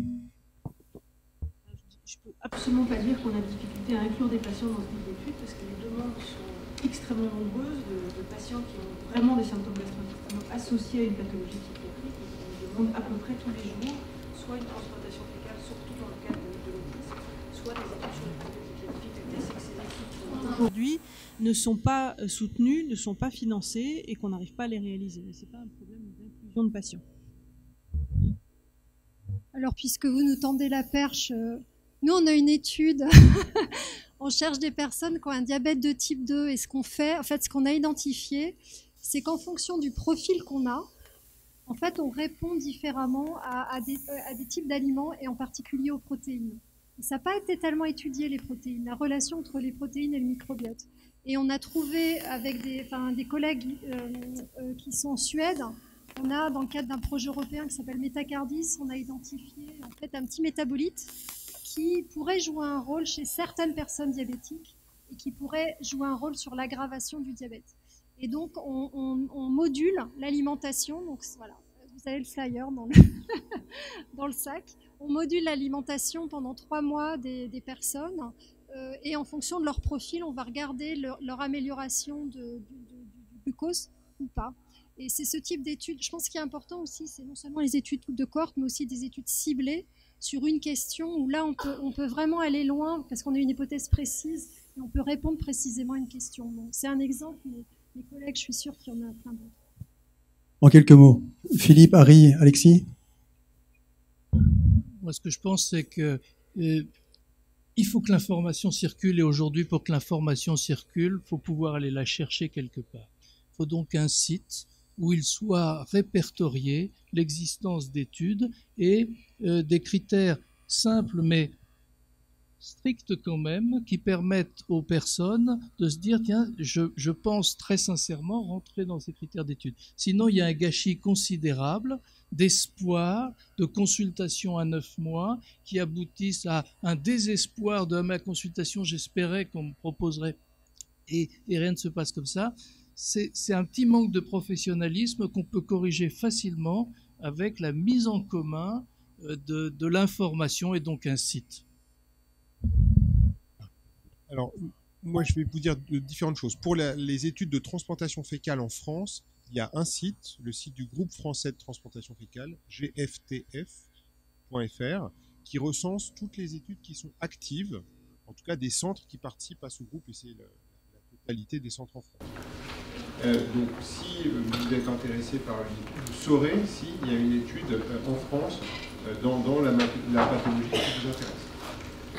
Ensuite, on a effectivement pour ces études besoin de donneurs, mais on a besoin de donneurs qui sont intéressés par l'étude et pas par les quelques dizaines d'euros qu'on donne aux donneurs en contrepartie, en dédommagement de des inconvénients liés à l'étude. Donc, on a besoin de gens qui sont en bonne santé, qui n'ont pas trop voyagé, qui n'ont pas pris d'antibiotiques et surtout qui sont motivés par participer à ce type d'études. Et enfin, je voudrais dire que pour toutes ces études de cohorte, l'un des outils dont on a besoin, c'est un endroit pour mettre les échantillons et de les préparer exactement de la même manière pour qu'on puisse ensuite les étudier.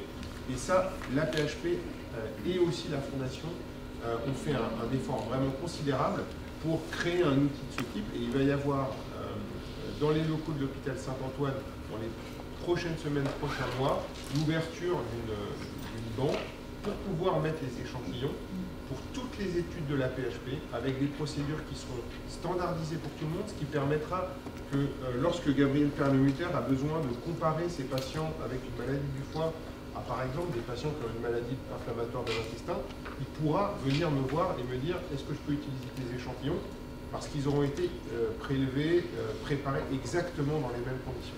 Et ça, c'est vraiment quelque chose de fondamental et on peut remercier la PHP d'avoir fait cette chose.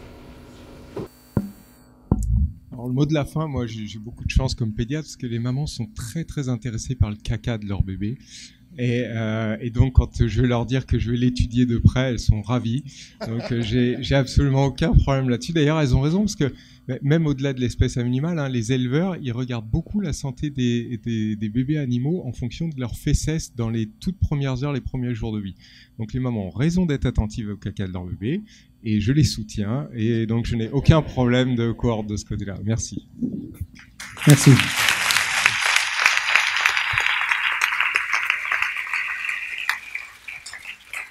Merci. Merci beaucoup à tous pour votre participation. Merci à Pilège pour son soutien.